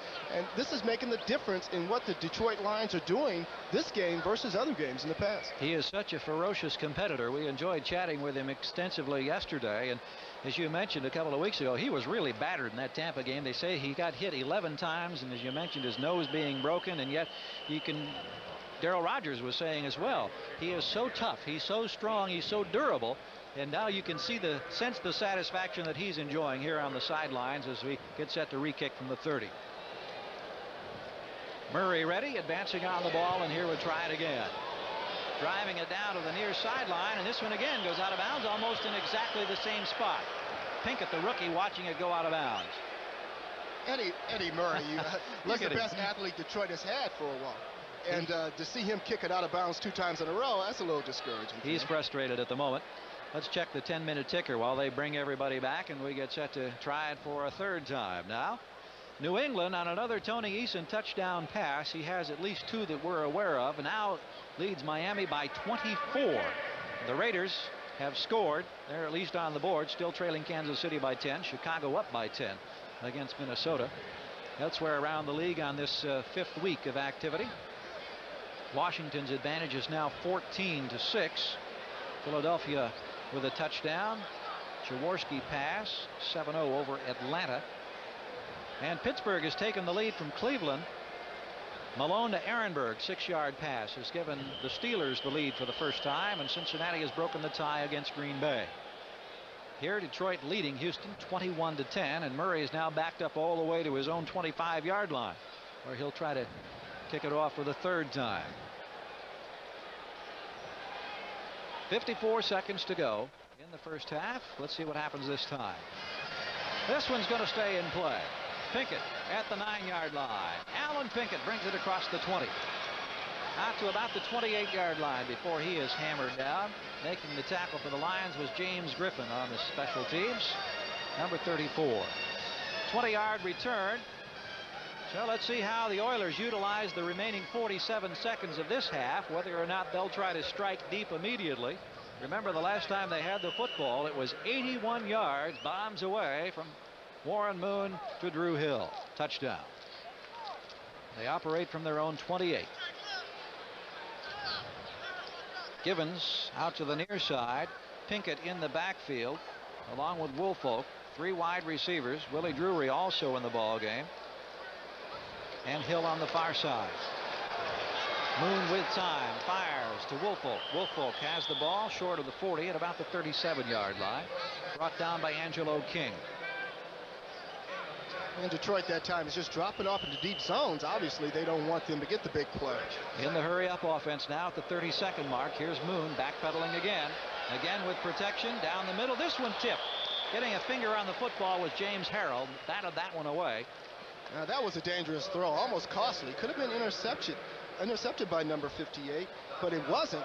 And luckily for Warren Moon, he should have went to the outside. You want to stop the clock in this situation and move down the field. So you should keep the ball outside instead of trying to go over the middle where most of the defenders are. 2nd down and a yard needed. 22 seconds to go. And you see the number of timeouts left for each team here as we wind down in the final moments of the first half. Moon working out of the shotgun. Detroit dropping everybody off except 3 down linemen. Moon with plenty of time. Again down the middle. He's got his man at the 36-yard line trying to slither away was Willie Drury. And now a timeout will be taken as Moon went down the middle for the second time. With 12 seconds to go, the Lions take their second timeout of the half. We'll take another look. It's a too deep zone where the safeties go back to the outside, and it left the middle wide open. Plenty of time by Warren Moon. The Houston Lions doing fine. You can see Drury come over the middle. There is nobody clearly around him. You can see the safeties just coming back into the field of play. Zone coverage. Warren Moon waited that time until his receiver, Mike Drury, broke right into the open, number 82. 31-yard pickup on that play. You see Drury here on the screen. Drury, a second-year player out of West Virginia. Another one of those little wide receivers, 5'7", 164 pounds. And that seems to be the tendency right now in the NFL, is to go to those smaller receivers. With Mark Clayton and Mark Duper in Miami, to find receivers down there has made the trend.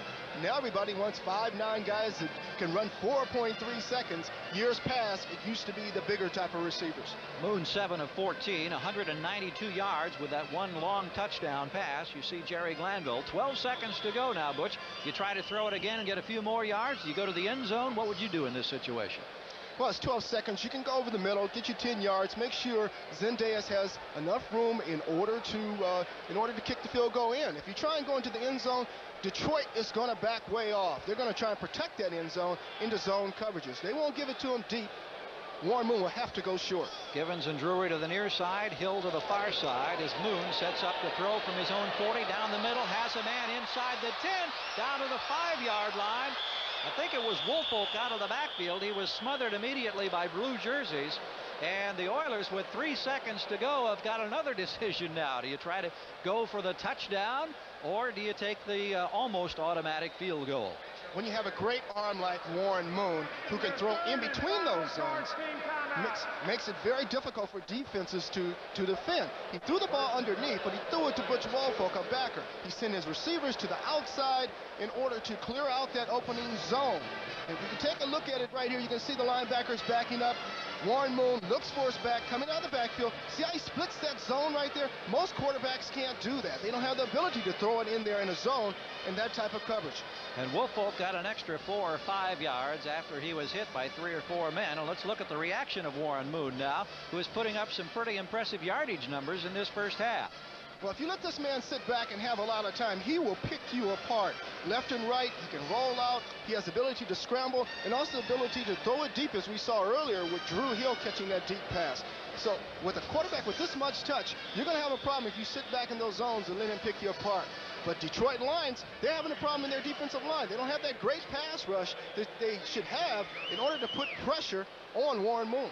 Moon, with completions of 31 and 30 yards, now has the field goal team on the field. Zendejas will try from the 10-yard line. 20-yard attempt is up, and he has got it.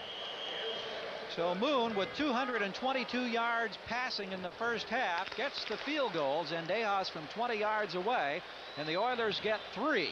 An interesting ball game here at the Silverdome in Pontiac, Michigan, with the Lions, who trailed early 3-0, now on top of this one by 21-13. It's been a very entertaining first half. It has been entertaining. It's been the way that you see Warren Moon throwing the ball. It's been wide open. We didn't expect for Warren Moon to be able to go deep, which he did earlier with Drew Hill. We didn't expect for the offensive line of the Detroit Lions to be so effective in the ground game today. We thought that the Houston defense would be more effective. But no, it's been just the opposite, the way we saw it coming into the game. So we've had the long touchdown pass of 81 yards to Hill, a pair of Zendejas field goals for Houston's 13. Jones with a pair of 1-yard touchdown runs, and then the touchdown pass to Herman Hunter out of the backfield to give Detroit the lead. NFL 86 halftime activities will be continuing in a moment. We'll be right back after these messages from your local stations. Halftime at the Silverdome, Pontiac, Michigan. Detroit leading the Houston Oilers 21-13 in a very entertaining first half. Gary Gerould along with Butch Johnson. And in this one, Butch, we've seen a little bit of everything, as we indicated a couple of times. The most dramatic play had to be that 81-yard strike, Warren Moon going to Drew Hill. Well, it was in a blitz situation also, and Warren reading the blitz made the difference in the play, actually. He read the blitz with the safety coming up, and then all of a sudden, he looks up, throws the ball deep, and sees Drew Hill fleeting down the sideline. And you can see the safety, number 21, on your left side of the screen, about to come in, and he gets knocked off. Warren Moon lays the ball off at the last instance, and the speed of Drew Hill gets beyond the defender and just runs straight down the field. This was his longest touchdown catch of his career and Warren Moon's longest touchdown throw in the NFL since he's been here the last 3 years. Second touchdown this year for Drew Hill, and a very impressive one, but also impressive for the Lions, the way they battled back. They got a fine 29-yard punt return from their special teamer, Pete Mandley, and then Herman Hunter out of the backfield got his first touchdown as a Lion receiver, 18 yards. He lined up tight, snuck through the crack, and let's take a look at how they got this one on the board. Also a blitz call where you could see the defense was blitzing in, and Herman Edwards was in the line, looked like he was going to block, and just freed himself up clearly, and Eric Hipple just released the ball and laid it right into Hunter, who makes the score. So you see two quarterbacks in these instances reading the blitz very well and then throwing to the open receiver and scoring the touchdown to break the game open. Let's take a look at the stats. 222 yards passing for Warren Moon, 8 of 15. That's a big number that stands out. And look at how the time of possession has changed. Remember, in the first quarter, Houston had the ball for 9 minutes 45 seconds of the 15. In the second quarter, however, it turned totally around, and Detroit has the big edge in that department. Interesting numbers as we see. We're ready now for the start of our second half of play here at the Silverdome. 21-13 again our score. The Lions 1-3 coming in. The Oilers 1-3. Both teams, as we mentioned earlier, won their season openers, but then have run into frustration in recent weeks trying to get back on the winning side of the ledger here this afternoon. It's been a freewheeling affair with a lot of points on the board. 34 scored in the first half. Eddie Murray to kick off for the Lions, waiting patiently, standing there. He had a problem on that one series just before the end of the first half when he kicked a couple of them out of bounds. And Willie Drury and Alan Pinkett stand back at the 5-yard line for the Houston Oilers, awaiting the start of the second half of play. Houston moving the ball, you may remember in those numbers we took a quick look at. I believe it was only 27 yards rushing by the Oilers in the first half. And Detroit has done a real good job. Last week they held Cleveland to 84 total yards rushing, but they held the Browns to just 10 yards in the first 3 quarters. So their defense against the ground game has been impressive thus far in this one. Warren Moon, however, has been impressive with 222 yards passing. Here we go. Third quarter underway now. Driving the kick up 2 yards deep in the end zone. Drury bringing it out for the Oilers, and not very far. I think that Darryl Rogers got the message this week to his special teams. They've done the job in this game thus far. They've done the job, and Eddie Murray kicking the ball down the field. He was rookie. He made the all-rookie team, was MVP in the Pro Bowl his rookie year. Nice deep kick, but the specialty teams have really responded very well to the challenge that they've had. They had a punt return against them last year. The man who made the tackle, incidentally, first time for him to wear a Lions uniform in a game, Paul Butcher, who was just put on the roster 2 days ago, and he is from Wayne State University here in the Detroit area, so you know that had to be a great thrill for him. First time here in the Dome to make a tackle. Now let's see what Moon comes up with. Tries Rozier off the right side of the line, gets maybe a yard or so, and that's about it. Vernon Maxwell stuffing the hole there to make the tackle. Pick up on the play of just a couple of yards. Moon has not been sacked in this ball game today. In fact, I believe there was only 1 sack in the first half. That was by Houston. They got to Hipple 1 time early. You see the number of sacks in the last 2 weeks. Warren Moon sacked free the first 2 games of the season, then hit 13 times in the last 2 ball games. However, today the Lions haven't been able to get to it. Here's Woolfolk with some fancy footwork. Gets out close to the 20-yard line. He had to work hard to get about 4 yards that time. Once again, we saw the linebackers coming in on that play. Number 55, Mike Colfer, penetrating the line. And we saw that early in the first half, him penetrating the line on the first play of the game and making a play. And this time he comes back out again. Detroit now bringing all those defensive backs. You see Maxwell and Harrell, the linebackers, coming off. They put 7 defensive backs out on the field in this situation now, anticipating the pass on 3rd down by Houston. 3rd and 4, just underway, 3rd quarter. Detroit leading 21-13. Moon with time, fires and complete at the 40-yard line, and making a great catch is the rookie Ernest Gibbons. Concerned for a moment as it looked like one of his legs may have been folded back under him on the tackle, but he bounced right back up. Looks injured a little bit, like his ankle is starting to bother him, and he got caught underneath that defender. Good man-to-man route. You can see Warren Moon going back. Excellent protection. He steps back up in the pocket. Man-to-man coverage. Great catch by the rookie. But you can see that left ankle looked like it got caught under the defender's leg. Dwayne Gallimore, number 40. And Givens, you see him going off on the far side. Dwayne Galloway, the defender there, is quite a story himself. He's out of Arizona State, a first-year player. Coach Rogers just says it's amazing that this guy just doesn't look like he's capable of playing in the National Football League. But he is doing a job in place of the injured Bobby Watkins. Here's Rozier, right side, nowhere to go. Galloway is there on the tackle. A man who was cut by a team in the USFL, cut by a team in the Canadian Football League, cut by the Indianapolis Colts, and here he is now in a key role for the Detroit Lions, and he's getting the job done. What made that happen was the play of the defensive line. You could see them sliding down the line, trying to let the linebackers make the tackles or the corners, and they just had everybody held in. They just held their positions. They played a gap type of defense. They just sit in those holes and wait for the running backs to come to them. So it's 2nd down and 11 for Moon and the Oilers. Fires the pass complete to Rozier out of the backfield up to the 49-yard line. Bruce McNorton with the tackle. And it was a good thing McNorton was right there, because Rozier, with that quick move as he caught the football, could have popped for some extra yardage. Rozier did a good job on that particular play. And what he did was he just sat in the zone and just waited till Warren Moon hit him. He didn't try and run across the field too fast. He just slowed up his pass route, turned around in between two defenders, and then did something that all good running backs do, go north and south up the field. Saw Tim Smith was in on that last play, one of the few times that he's been in the offensive set this year. He goes out of the lineup, and the Oilers now go to the double tight end situation. Rozier with a call to midfield. He's going to be very close to the first down. Looks like he may have gotten enough for the first down. We'll see where the spot is. Right on the yard marker at the 50-yard line, and that should be enough for the first down. It is. So the Oilers now trying to move the length of the field here after they started deep in their own territory to open second half of play. 21-13 our score. We've played just 4 minutes now of the third quarter, with the Lions leading Houston in this one. You see the stats for Rozier. 16 yards is all he's been able to generate thus far. He's trying again. He loses the football, and the Lions have it. Mike Kofer with the hit, and I'm not sure who was on top of it just yet, but the Lions have forced the turnover. James Harrell comes out of there with a football in his left arm. And with a broken hand. He said he couldn't catch interceptions, but he sure can recover fumbles. Well, let's take a look at the hit once again on Rozier as he tried to come left into the arms of Mike Kofer. Number 55 stripped the ball away. Nice play by Kofer, and Harrell with that broken hand pounces on the ball. And Detroit did a good job of stringing out that team once again, the offensive line. So the turnover gives the Lions possession at the Houston 49. Hipple goes to work with James Jones.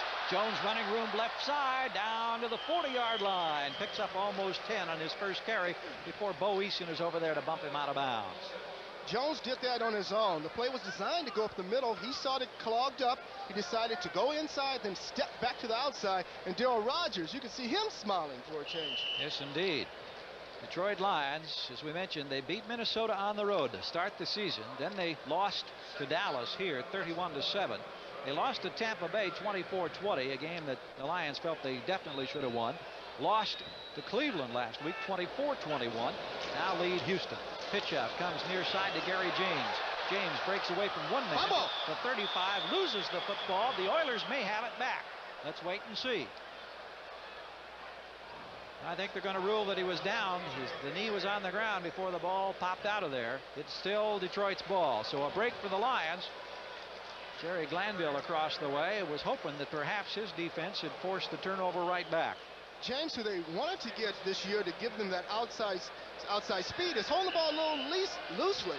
And you can see Keith Fossick, number 25, coming in to clean up on the play and calls the fumble.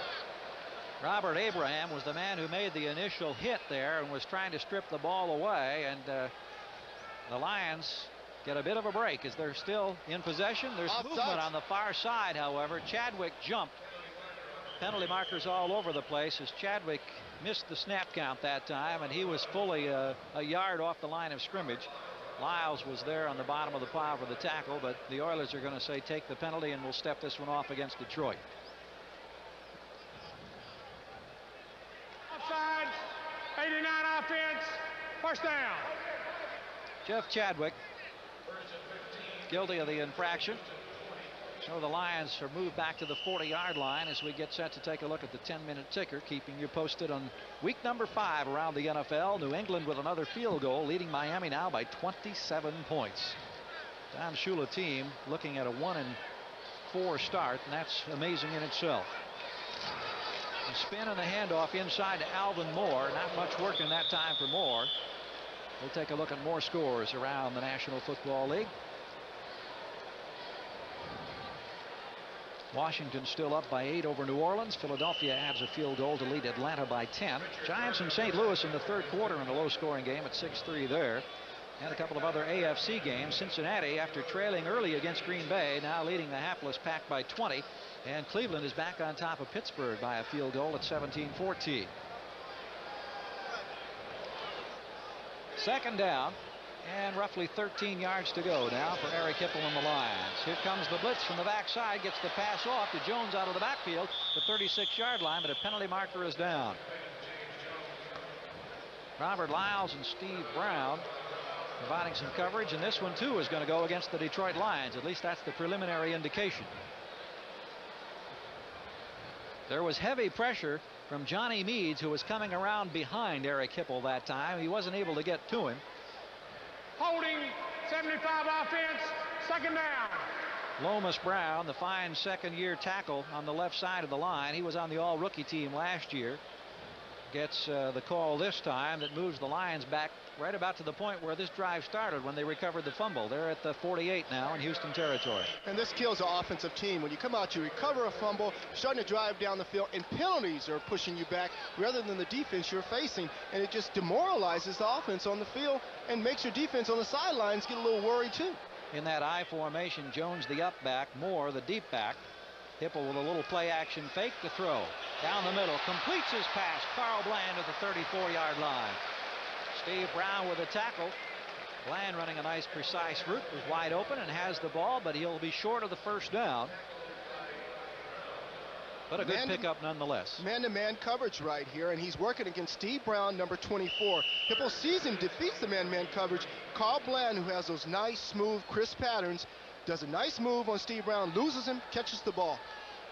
3rd and 8, Bland with his second reception of the afternoon. You see a total of 27 yards. Len Thompson now in as a third wide receiver for the Lions, who also have Hunter in the backfield now with Jones. Hipple trips and falls, backpedaling.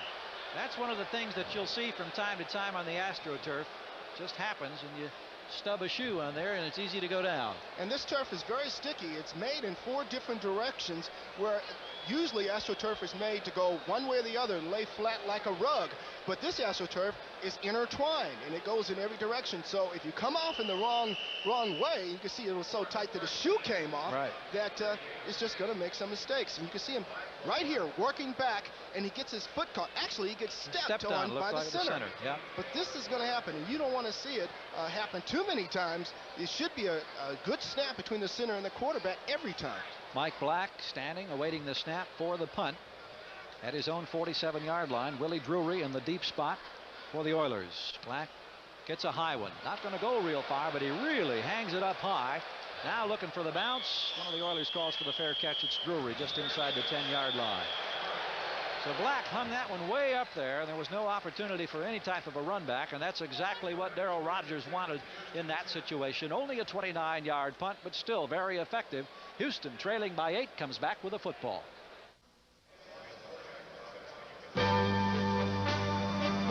Today's game is brought to you by Ford and your Ford dealer. Have you driven a Ford lately? By RCA, technology that excites the senses. And by your Blue Cross and Blue Shield plan, who reminds you to carry the caring card. Lions 21, Oilers 13 at the Silverdome, Pontiac, Michigan. Gary Gerould with Butch Woolfolk. Happy to have you along on this 5th week of the National Football League season for 1986. Warren Moon going to work with 222 yards passing in the first half. Starts now at his own 10-yard line. Oilers turned it over last possession, but Detroit couldn't capitalize. Moon in trouble, scrambles away from Ferguson, hits the pass out to Jamie Williams, and he'll go down for a 6-yard loss. Keith Ferguson with heavy pressure on Moon that time. They completed the pass to Jamie Williams, but it still goes for negative yardage. Jamie Williams was going against his old teammate, Jamie Williams. They're both from Nebraska. and did an excellent job there. Just picked him up heading into the zone, but almost a safety there, Gary. Keith Ferguson, who has 3 sacks this year, was a linebacker in college at Ohio State, had heavy pressure that time, one of the few times today that Moon has really had to scramble. Here comes pressure again. Moon throws this one away. Penalty marker is down. Givens was in the vicinity of the ball, but Moon had to hurry because somebody had a hold of his jersey, and it could be close to being in the grasp. Preliminary indication of a hold against Houston. Tom Dooley, our referee, will give us the determination here in a moment.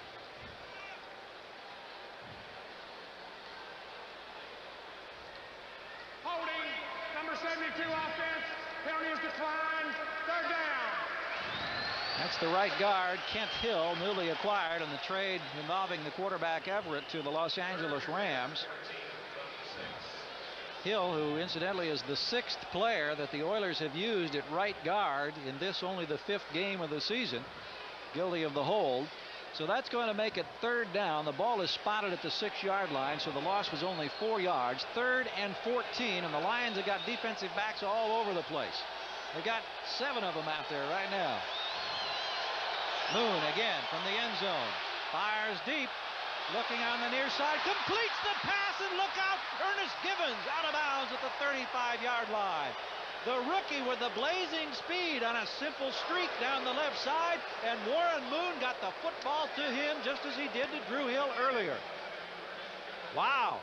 The kid has that world-class speed, 4.36. He can run. Now, this is surprising to me because it's a zone coverage. You can see the defensive back isn't even in the picture. He's way deep. And still Givens comes up with the play. Warren Moon lays it in perfectly, and Givens just shows that speed. Now, though he gets tackled, but still, why is the defensive back getting run by in a zone? He's supposed to back way up. It's 3rd down and 15. He should have been behind, but Givens comes up with the heads-up play, and Warren Moon laying the ball in nicely. 60 yards on the pass to Givens. Bruce McNorton was the man he beat. Here's Butch Woolfolk struggling for a yard now at the 34-yard line. And the Lions, Butch, had all those defensive backs, but McNorton simply couldn't keep up with the speed of Givens. They had 7 defensive backs in the game, 2 on the line. And you can see number 29 backing up. He should have been way back, but instead he slows up, doesn't think he's going to throw it deep. Safety doesn't get there. Number 31 doesn't get there. Devon Mitchell, the rookie, and he had been beat before. We had heard earlier that Devon Mitchell was staying deep. And in this case, he didn't pick up the play, and neither did the cornerback who was guarding Ernest Givens. He makes the big play, 60 yards. Here's Moon once again firing over the middle, completes another one, ball knocked away at the 25-yard line, and I believe the Lions have it. Jamie Williams was the intended receiver, or Woolfolk was there as well, and the Lions have the football. Vernon Maxwell, and what a turn of events just when the Oilers were looking downfield, and you credit Moon with a couple of big plays. Let's take a look at how this one unfolded. Well, it's a sandwich. Warren Moon throws the ball in there. He's very accurate today. And you can see the big play by number 21 coming in, upending Jamie Williams and causing the fumble. That was Demetrius Johnson, the strong safety, who is also their 3rd leading tackler on their team. So a lot of running backs are getting down there to Demetrius Johnson. It's one of those situations where you get the second look and you wonder, did he really have possession? He didn't have that ball very long, I'll guarantee that. No, not at all. There's the indication being announced right now. He did not have possession. The replay official has taken a second determination, or made a second determination. Look at Darryl Rogers. Oh, he has. That was an incomplete pass. This is one time. So there's the instant replay. And let's look at it very closely. He looks like he has 2 hands on the ball. Did 2 feet come down? Yes, 2 feet came down, but he was fumbling the ball. And the ruling is, if 2 feet come down, then it should be a reception. If he has juggling possession, in the ball, he didn't have possession of the ball all the way. And that's the reason why the instant replay booth, they said no good. Well, they changed the call from the replay a few moments ago, and so Houston will retain possession And a big decision has been made right there by the officials in that curtained off booth up here on the press box level. Let's take another look from this angle. You can see he has the ball right there, but he's juggling it. But 2 feet are down, but he's still juggling the ball. No possession. That's a good call by the NFL official up in the booth. I'll tell you, it was a good hit put on Jamie Williams, too, by Vernon. I believe it was Vernon Maxwell that was out there with that particular hit. No, Demetrius Johnson, I'm sorry. A strong safety who came up to make the hit. Maybe the official was looking at Demetrius's hit. He wasn't looking at the ball. Houston's ball. Indication from Tom Dooley that the ball will be spotted at the 34-yard line. 3rd down. Glanville with a sigh of relief on the far side. Detroit fans unhappy with the call. Warren Moon's passing yardage now for the day, 308 yards, which is far over his season best this year. His previous best was 264 yards against Cleveland. Moon is now over 300 yards for the first time this year. He's facing 3rd and 10 right now in Detroit territory, and the Lions have 6 defensive backs on the field. Here comes the Lions in a blitz.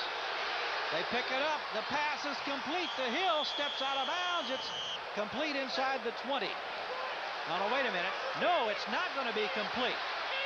And Drew Hill is really unhappy, as you can see, and he's just cost himself and the team a penalty. Woolfolk wisely gets him out of the way over there. Hill thought without question that he was in bounds. Let's take a look for ourselves. One room reads the blitz. Drew Hill breaks out. Now let's check his feet. Looks like he catches the ball very easily. He cradles it. 1 foot in. No. 2nd foot out. Of course, what Hill, I believe, was arguing was the fact that the defender pushed him out of bounds. In that case, if a defender pushes you out of bounds, it can be ruled a reception.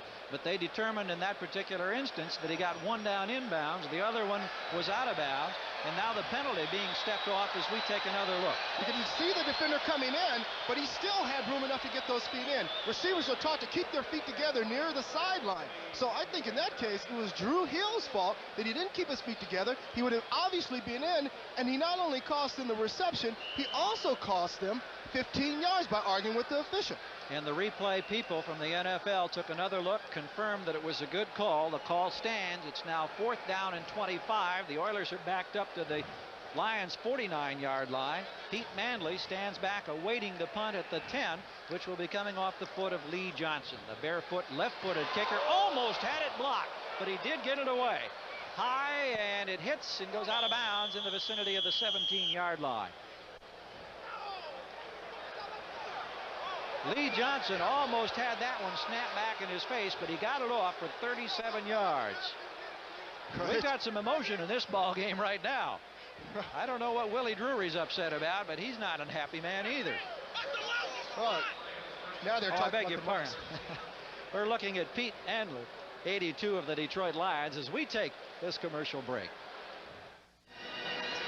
In the Silverdome, 21-13 our score. Detroit still on top, and Butch, you have to feel that Houston let a great opportunity slip through their fingers there. Well, there was a big question right there, but Drew Hill, being a receiver, if you jump up and catch a ball and use your hands, I don't think there would have been a question. He tried to cradle the ball and therefore causing his legs to go out of bounds.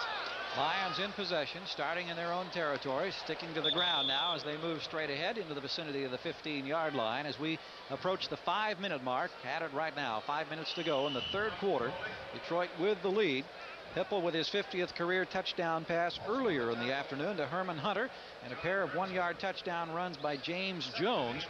The ball right now at the 15-yard line. That accounts for Detroit's 21 points. Houston with a pair of Zendejas field goals and also the 81-yard bomb to Hill from Warren Moon, accounting for the scoring in this game. Hipple hands off to Jones, cracking off the left side this time, gets out close to the 20-yard line. James Jones in the grasp of Bo Eason, gets close to 5 yards, so it's going to be 3rd and 3 now for the Detroit Lions. It appears they're going back to their ball control offense, giving the ball to Jones, giving the ball to their backs, establishing some running room, and then going to the pass. See the numbers for Jones afternoon thus far. 14 carries, 51 yards. His big game was the season opener when he had 174 yards against the Minnesota Vikings. Pitch out comes this time to Alvin Moore, caught from behind by Richard Byrd. Byrd with a good job, and a penalty marker goes down as Byrd was speared from behind. The ball carrier was speared by Byrd from behind. Alvin Moore. And the indication that this penalty will go against the Lions. Well, you know, the offensive line of the Lions have been doing such an excellent job. This is the first. Penalty is declined. It's 4th down. Harvey Salem guilty of the infraction in the interior line that time for the Lions. Salem now, as we mentioned earlier, playing against his old teammates. Yes, he was. You can see him pulling on the line, number 73, making a good trap block, actually knocking Lyles down on the outside.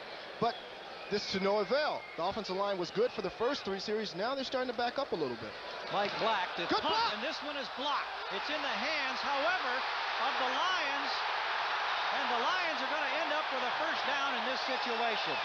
Mike Black, the punter, ends up scrambling for first down yardage.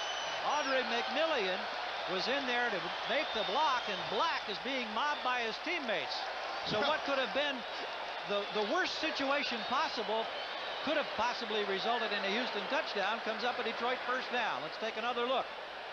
And Black has had some real problems kicking out of the end zone. In this case, this is what Detroit was afraid of, a punt getting blocked. But you will not see this 100 times in a season.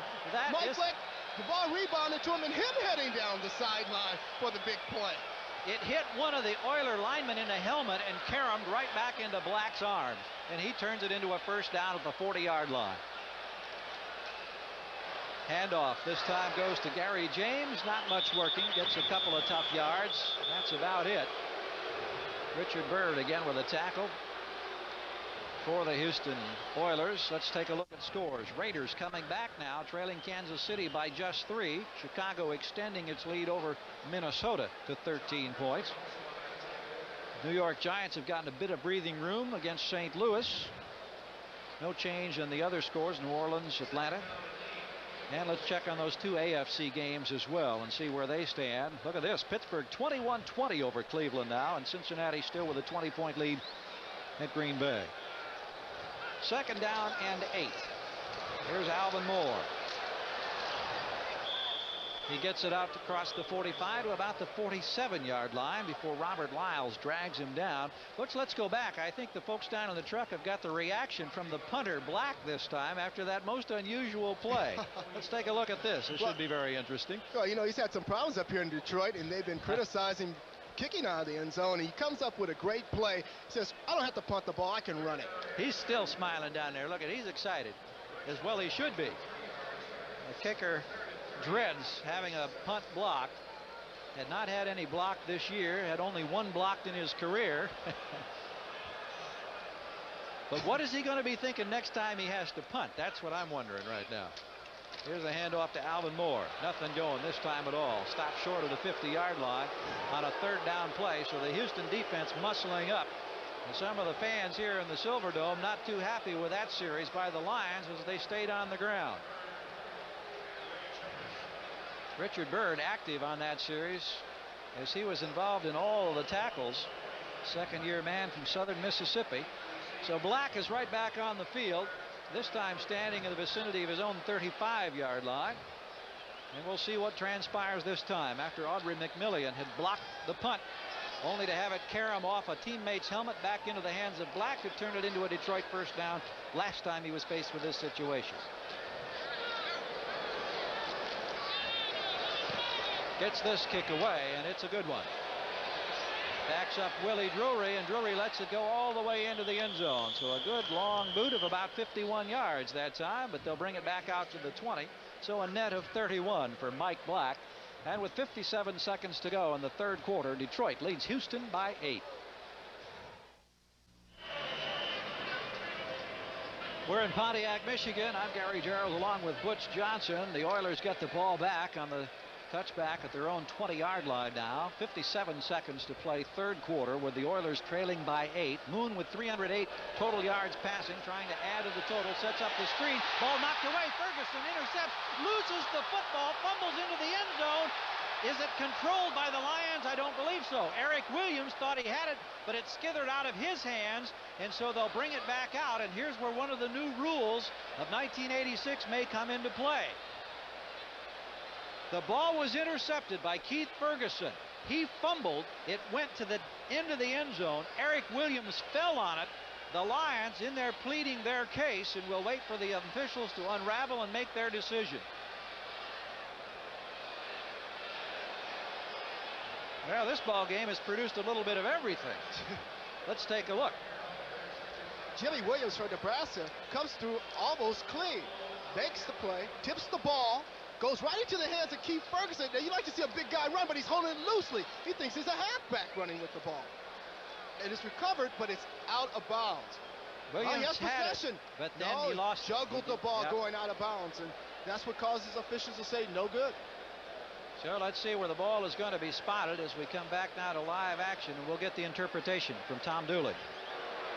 We have a Detroit fumble, forward out of bounds. Houston's ball, first down at the spot of where the fumble was. Well, that's one of those rules that was changed this year that we had a feeling could lead to some confusion.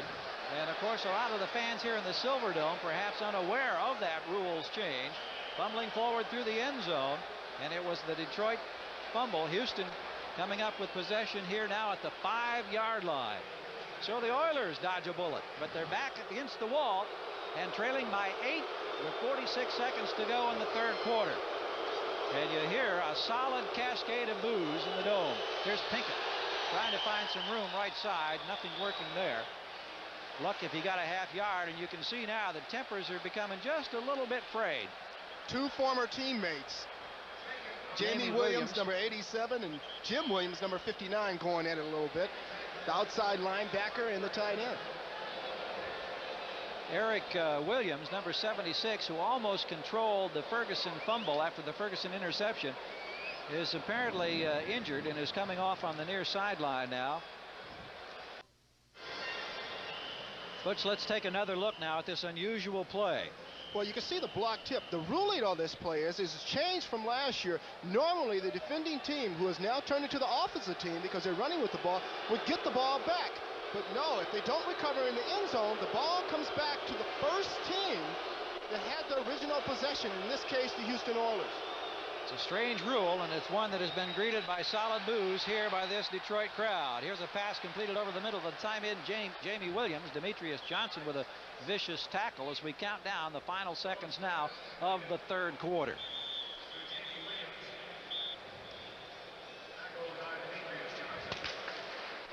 At the end of the third quarter, our score 21-13. Detroit will be back after these messages from your local station. Ready to start fourth quarter action at the Silverdome. Look at this, New England now, and remember Tony Eason out of the game with bruised ribs. Grogan in at quarterback leads Miami by 34. Also in that Kansas City Raiders game, there's been a quarterback injury. Wilson is out. Plunkett now in for the Raiders, who've closed back to within 3 of the Chiefs. In the Silverdome, Warren Moon play action fake, ready to pass, in trouble, scrambling, throws it out here, completes the pass to Pinkett out of the backfield. The safety valve paid off that time, and Pinkett gets it out close to the 17-yard line.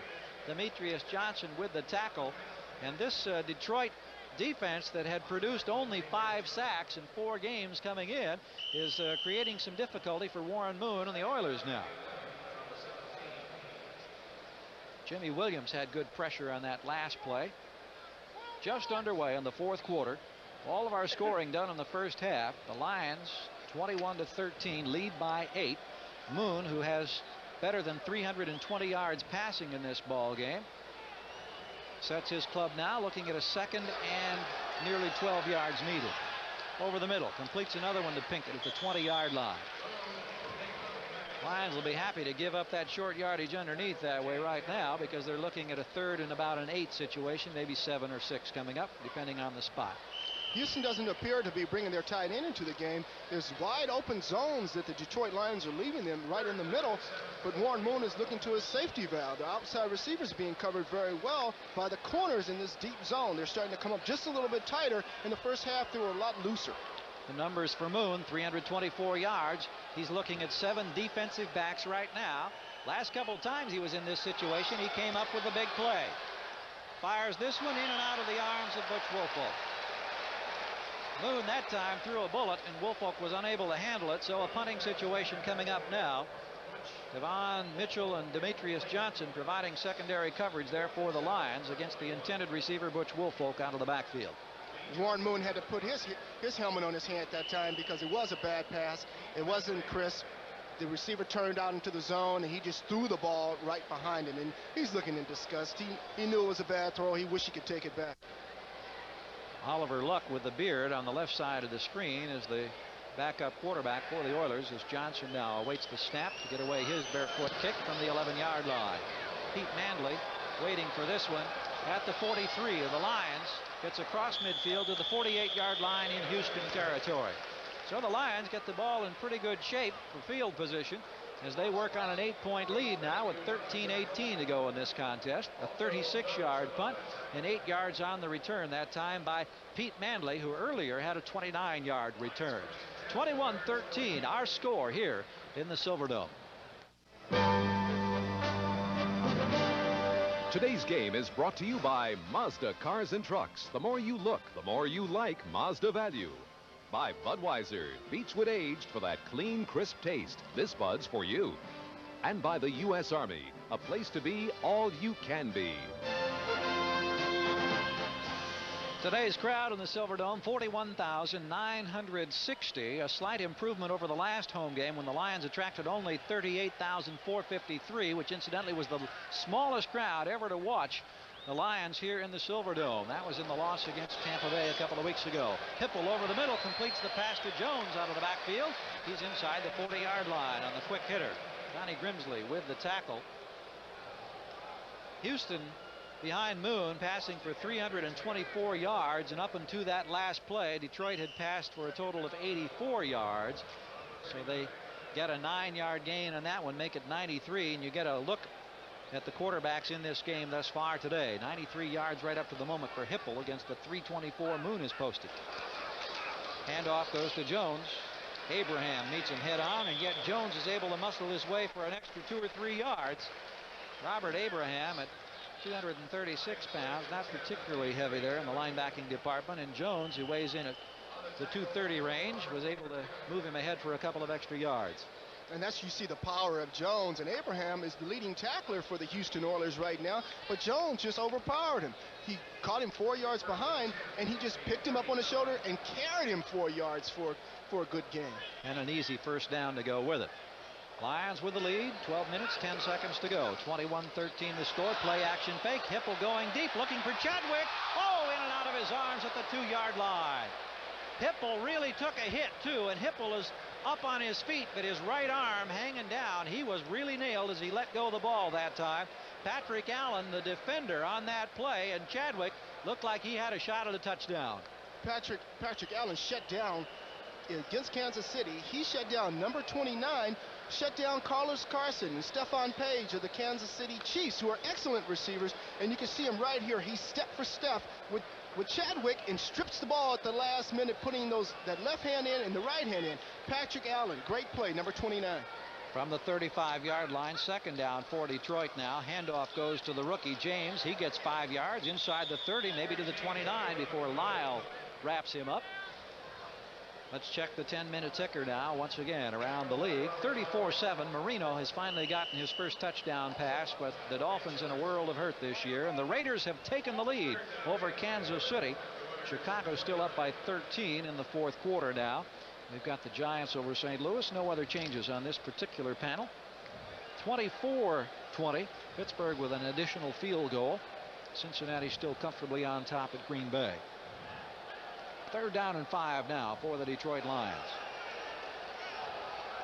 Lions would love to convert this one. Here's the draw play. Jones has got the first down as he gets to the 22-yard line. And the crowd likes that particular call as Jones comes up with the yardage. Richard Johnson dragging him down, but not after Detroit gets the first down to keep the drive alive at the Houston 22-yard line. Now, we're talking about the job, Butch, that the defensive secondary has done.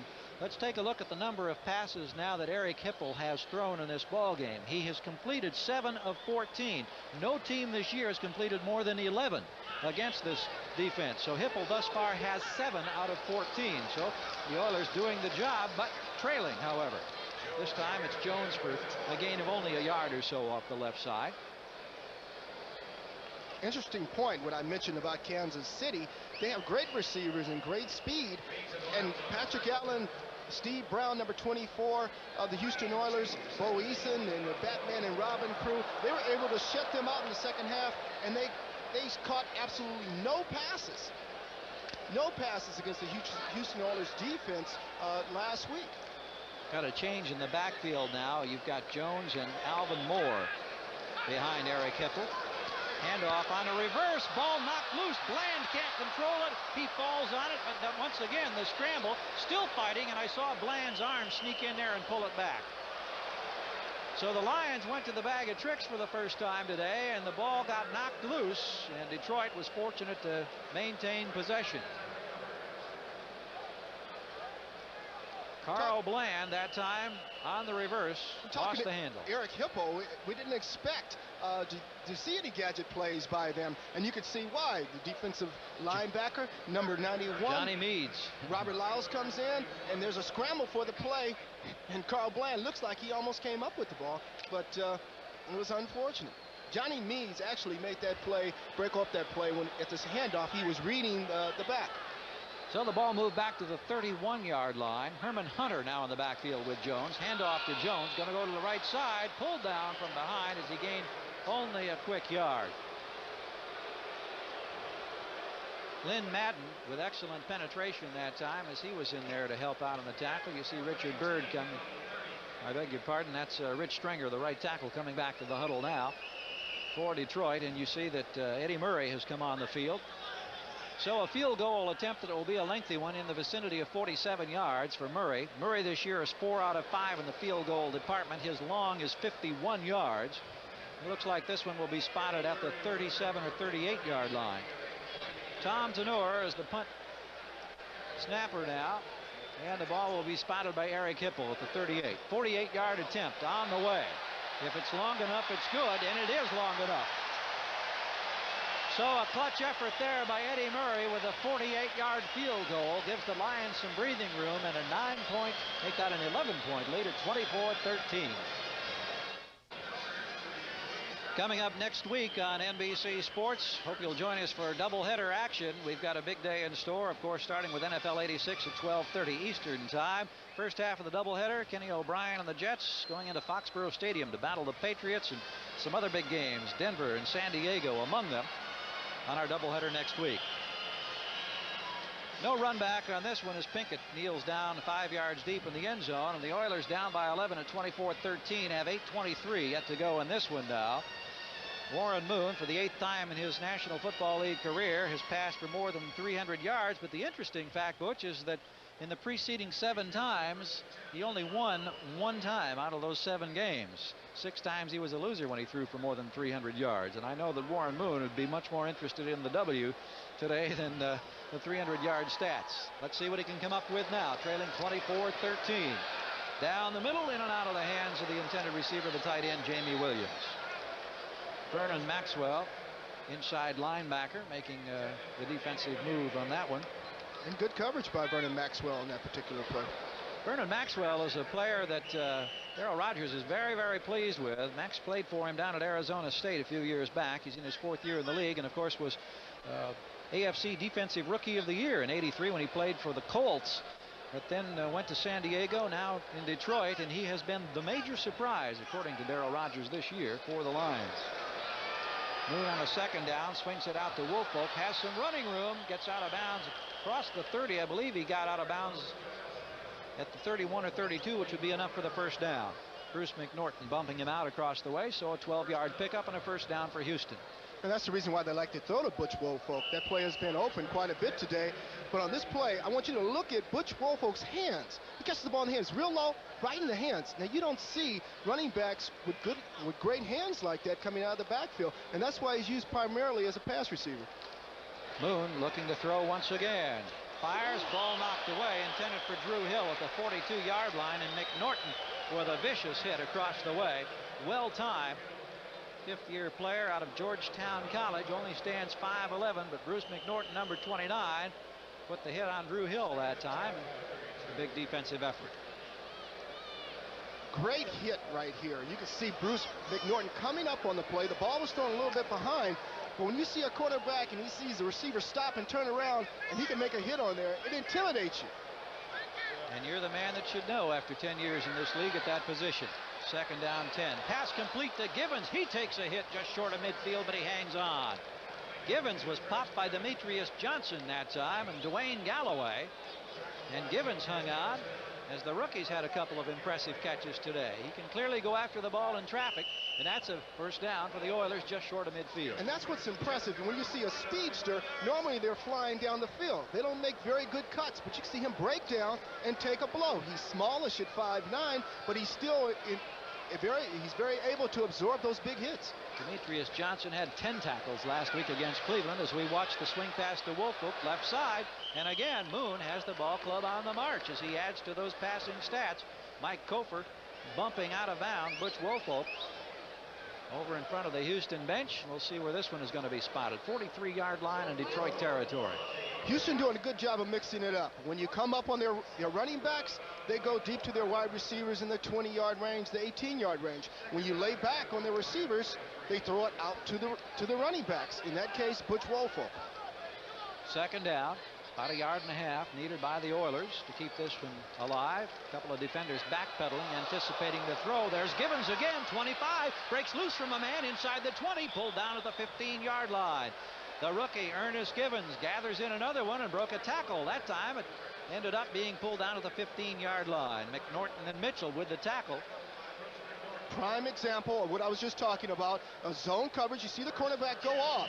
Givens just sits in the hole, waits for Warren Moon to throw in the ball. On the previous play, they went to Butch Woolfolk. So this time the linebackers came up, gave Givens an area to sit in the hole, make the big play, and run down the field. Galloway, playing for the injured Bobby Watkins, had a shot but couldn't make the tackle. Moon in trouble, chased by Maxwell.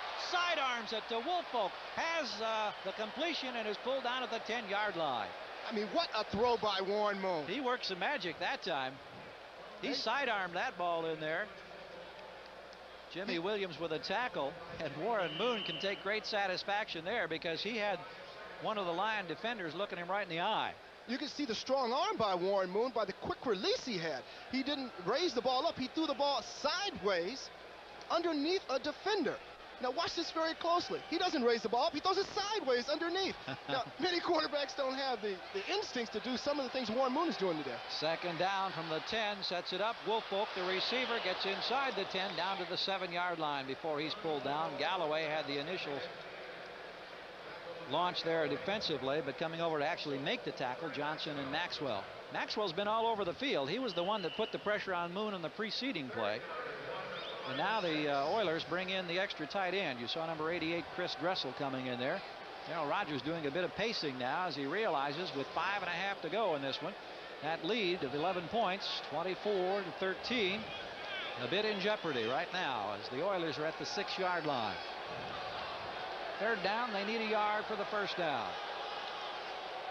Handoff goes to Rozier, and Rozier behind a block that time from Kent Hill. Kent Hill was in the backfield as the lead blocker that time. He is normally the right guard, and Rozier trying to get the first down, stacked up very close to that mark at the 5-yard line. I believe Warren Moon just broke his record just a minute ago when he threw the ball. We have the injury down here. Well, we're taking a look now. You see McNorton stretched out still on the turf. He's tidying up his socks there, wants to make sure that everything is aesthetically all right while they measure for the first down, and this is going to be very close.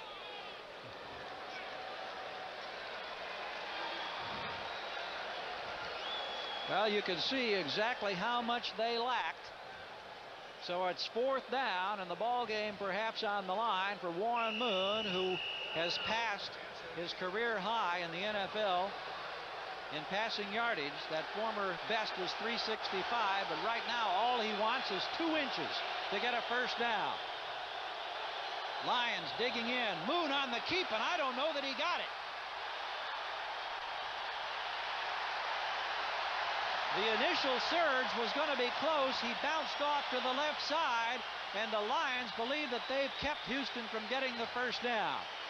Let's wait and make sure and see where the ball is spotted. Looks like it's going to be well short of the 5-yard line, and so the Lion defense has done the job.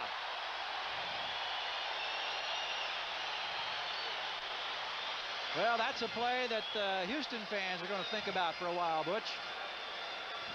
4:43 to go. The Lions have held. Detroit maintains their lead, and they get the football back. Well, you can tell from the expression on Jerry Glanville's face that things are starting to get desperate in this ball game with 4:43 to go. And they've had some questions about his play calling, but here the offensive line comes off the ball well. It's Jimmy Williams who breaks in, number 59, on Warren Moon, that stops the surge. But the offensive line came off, and when you have 2 inches to go, give it to your quarterback. Don't take a chance and fumble the ball. It's a good call. Lions with 3 tight ends now have brought Bach in as an additional tight end, and in the backfield the handoff goes to the workhorse, James Jones, who tries to give Eric Hipple and company some breathing room, gets out close to the 10-yard line. No quarterback this season has passed for 50%. No quarterback has completed more than 11 passes, and here you see the quarterbacks that have tried against the Oiler defense this year. But right now, Houston, despite that significantly improved pass defense, is facing a possible 1-4 record if they don't pull out a miracle in this one. Oilers have taken the first time out of the second half, and we've got 4:27 yet to play in this ball game. And you see Tony Eason, who works as one of the safeties, over talking with Jerry Glanville right now. I want to invite you to be sure and join us on Saturday evening, October 18th. And of course, we're talking about the opening of the World Series as NBC proudly presents the 83rd edition of the World Series. Baseball's great moments, first televised on NBC, and our long tradition continues as the National League champions host the American League champs in game number 1. So be sure to tune in at 8 o'clock Eastern for Major League Baseball, an inside look, followed by all the excitement and the special magic of the first game of the World Series. The World Series at home right here on NBC starting on October 18th. Oilers have yet never lost, only 3 previous games, to the Detroit Lions, and Houston back in '83 came up with a big win that broke a 17-game losing streak. That was down in the Astrodome in Houston, their first visit to the Silverdome, and it's not been a memorable one thus far, other than the numbers that Warren Moon has compiled. He's rolled up some impressive stats in this one. 398 yards passing, 1 touchdown, 1 interception. He's hit 21 of 35, but right now, when you're down by 11 and less than 4.5 minutes to go, 4:27 precisely, those numbers don't mean an awful lot. Not at all. I think he'd rather have the win. When Detroit's got the football. Lions second down now, operating from their own 9-yard line. Still with that tight formation of 3 defensive backs. Handoff goes to Jones. Jones out across the 10 to about the 13, and Houston is calling for another timeout. Jeff Donaldson, Tony Eason in there with a tackle. This is a little bit earlier, a little bit unusual to be calling timeouts in this situation, Butch. Well, you still have two touchdowns that you have to come back with, and if you can stop the clock here, at least you give your offense team enough time to maybe score those 2 touchdowns, get the ball back. It might seem unusual, but what Jerry Glanville is trying to do is to leave as much time on the clock in order to come back and score those 2 scores. They can't win with a touchdown and a field goal. They have to win with 2 touchdowns. So they have to keep as much time on the clock, hopefully stop Detroit right now, and then get back in the ballgame. They've shown their quick strike capability. The 81-yard touchdown pass that was completed to Drew Hill in the first half. A couple of long bombs to Givens. But the key to this one has been the play of the special teams of Detroit, and also this goal line stand just a moment ago when Houston didn't get the first down at the 5. But on the flip side of the coin, if they don't make the first down, they don't hold the Detroit Lions in this third down situation. Now they're out of timeouts. So this is a chance that a coach takes when he makes decisions like this. And in this case, it might pan out. He's dependent on his defense, who's rated #1 in the AFC, in order to stop the Detroit Lions on this play. 4 minutes and 20 seconds to go when we resume action. The ball will be just short of the 13-yard line. The Lions in possession in their own territory. Crowd of nearly 42,000 here in the Silverdome today, and the Lions hoping that they'll be able to break out of a 4-game skid. They lost their last 2 home games last year, and they lost their first 2 home games this year. Right now, Eric Hipple and company looking at 3rd and 3. Jones tripped in the backfield, actually stumbled before he got started, and the Oilers are going to take their final timeout right now with 4:14 to go. Now that one frankly surprises me. It really surprises me. I wouldn't have expected them to take the 3rd timeout. They had stopped them. They didn't have to stop the clock. All they had to do was come in, wait for Detroit to punt the ball, and they still had over 3 minutes and 40 seconds, even if they ran 30 seconds down. So that last timeout, I tend to question now. Now they're in trouble. Now they have to throw the ball outside, and Detroit in a zone. There's a big problem with what they're going to have now in this finally closing minutes of 4 minutes left. Check the ticker. Raiders still lead Kansas City. Chicago now with a 20-point lead over Minnesota. All of these are 4th quarter scores. New England comfortable over Miami. Philadelphia has extended the lead to 16 points over Atlanta. Remember, Atlanta was one of the unbeatens, one of 4 unbeatens coming in this weekend. So things not going well for the Falcons late in that ball game. And that was after a big victory against the Rams, and then those 2 AFC scores, Cincinnati breezing against Green Bay, and Cleveland now back on top of Pittsburgh. That's been a seesaw battle today, 27-24. Cleveland hoping to break a long streak where they have been unable to win in Pittsburgh. And the Buddy Ryan team in Philadelphia hasn't won a game this year, and that's surprisingly. They come back and they're defeating Atlanta, who's won all 4 of the games prior to today. Been a very interesting first 5 weeks of this NFL season. And here, a couple of 1-3 ball clubs trying to break out of their roles of frustration in recent weeks. Oilers in trouble now, but they'll get the ball back with 4:14 to go as we look at Mike Black standing a couple of yards deep in the end zone. Here they come after the kick. They don't get it. Back at the 48-yard line, Drury with the football. Got a little bit of room to run. Gets to the Detroit 41, where the Oilers, who are out of timeouts, will now put the ball in play, trailing 24-13. Warren Moon, who has thrown 21 of 35 for 398 yards in this one, will now go to work and try to pad those numbers, but try to get his team on the board as quickly as possible because they do need 2 touchdowns. And no timeouts left. Yep, that's the key stat right now. No timeouts remaining with 4:04 to go. Final score now, New England beat Miami 34-7. That one is final. Starting 1st and 10 from the Lions 41. Moon working out of the shotgun, has Pinkett and Woolfolk in the backfield. Scrambling, he's going to keep the football this time, and he's got a lot of running room. Steps out of bounds at the 22-23-yard line. First time that we've seen Warren Moon run totally out of the pocket and keep the ball today, and he turns it into a solid gainer. He didn't see Butch Woolfolk. He was trying to go to his running back, number 40. He was well covered by the defensive back. So instead of throwing the ball downfield, knowing that he has no timeouts, he just takes off and just gets out of bounds, stops the clock. Smart move by Warren Moon. So the first down puts the ball at the 22-yard line. A pickup, I believe, of 19 yards on that play. 19, close to 20-yard gain for Warren Moon. 3:56 to go. He got out of bounds and stopped the clock. Oilers working with no timeouts. Moon looking for the end zone. Givens is there. Ball is knocked away and almost intercepted. Great defensive effort over on the far side by Bruce McNorton.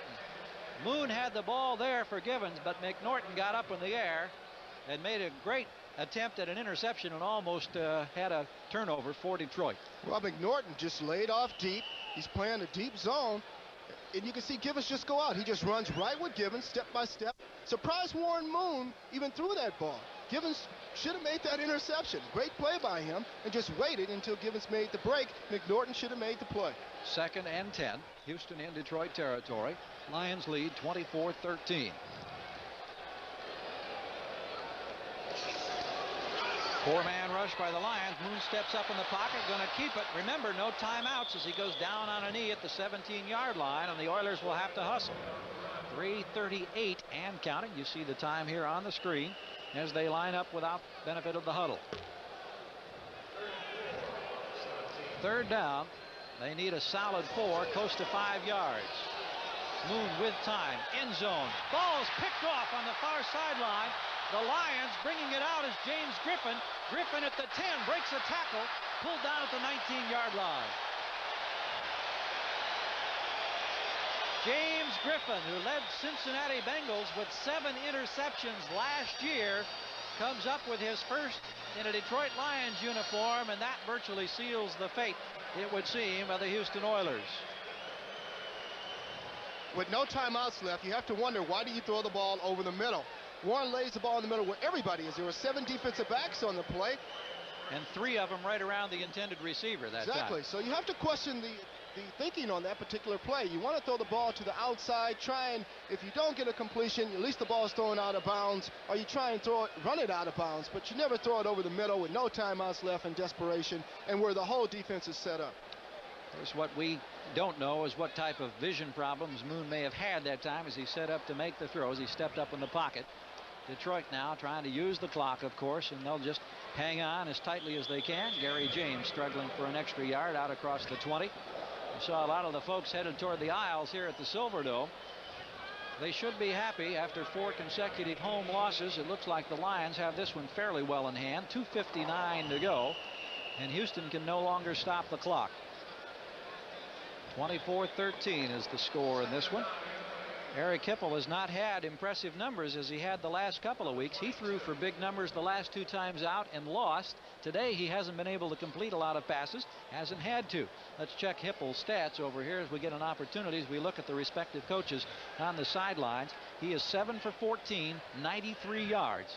Darrell Rogers on the right, Jerry Glanville on the left with the football. Gary James for the Lions getting only a couple of yards, which will make it 3rd down and about 6 for the Lions, but counting down toward the 2-minute mark. And that'll be the only opportunity that the Oilers will have to stop the clock, trailing by 11. Looking ahead, Detroit Lions go to Green Bay next week. Then they'll be on the road against the LA Rams. They continue on the road the following week against the Chicago Bears. So they're on the road the next 3 weeks as we now reach the 2-minute mark here at the Silverdome. 24-13 our score. The Lions appear to have this one in command. Well, the 3 previous times that these clubs have met, Houston had been a winner. Doesn't look like it's going to turn out that way today. And Butch, we go back 3 years ago in the Astrodome. There was a big victory we mentioned earlier for the Oilers when they came from behind and knocked off the Lions and broke a 17-game losing streak. But they're not going to have happy memories in this one today. Let's take a look back here. You can see Oliver Luck going right over to the middle to Dressel. I think it was in the ball game at that time. And Billy Sims in total disgust. And you don't have to worry about Billy Sims doing that this year. I know he's up here in the stands watching his Detroit Lions, but that was 3 years ago down in Houston when the Oilers won that ball game by a score of 27-17. Today, it's been turned around, and the Lions are on top of this one and in control at this point. 24-13 with 2 minutes to go. 3rd down, long 6 here now for the Lions, working from their own 24-yard line.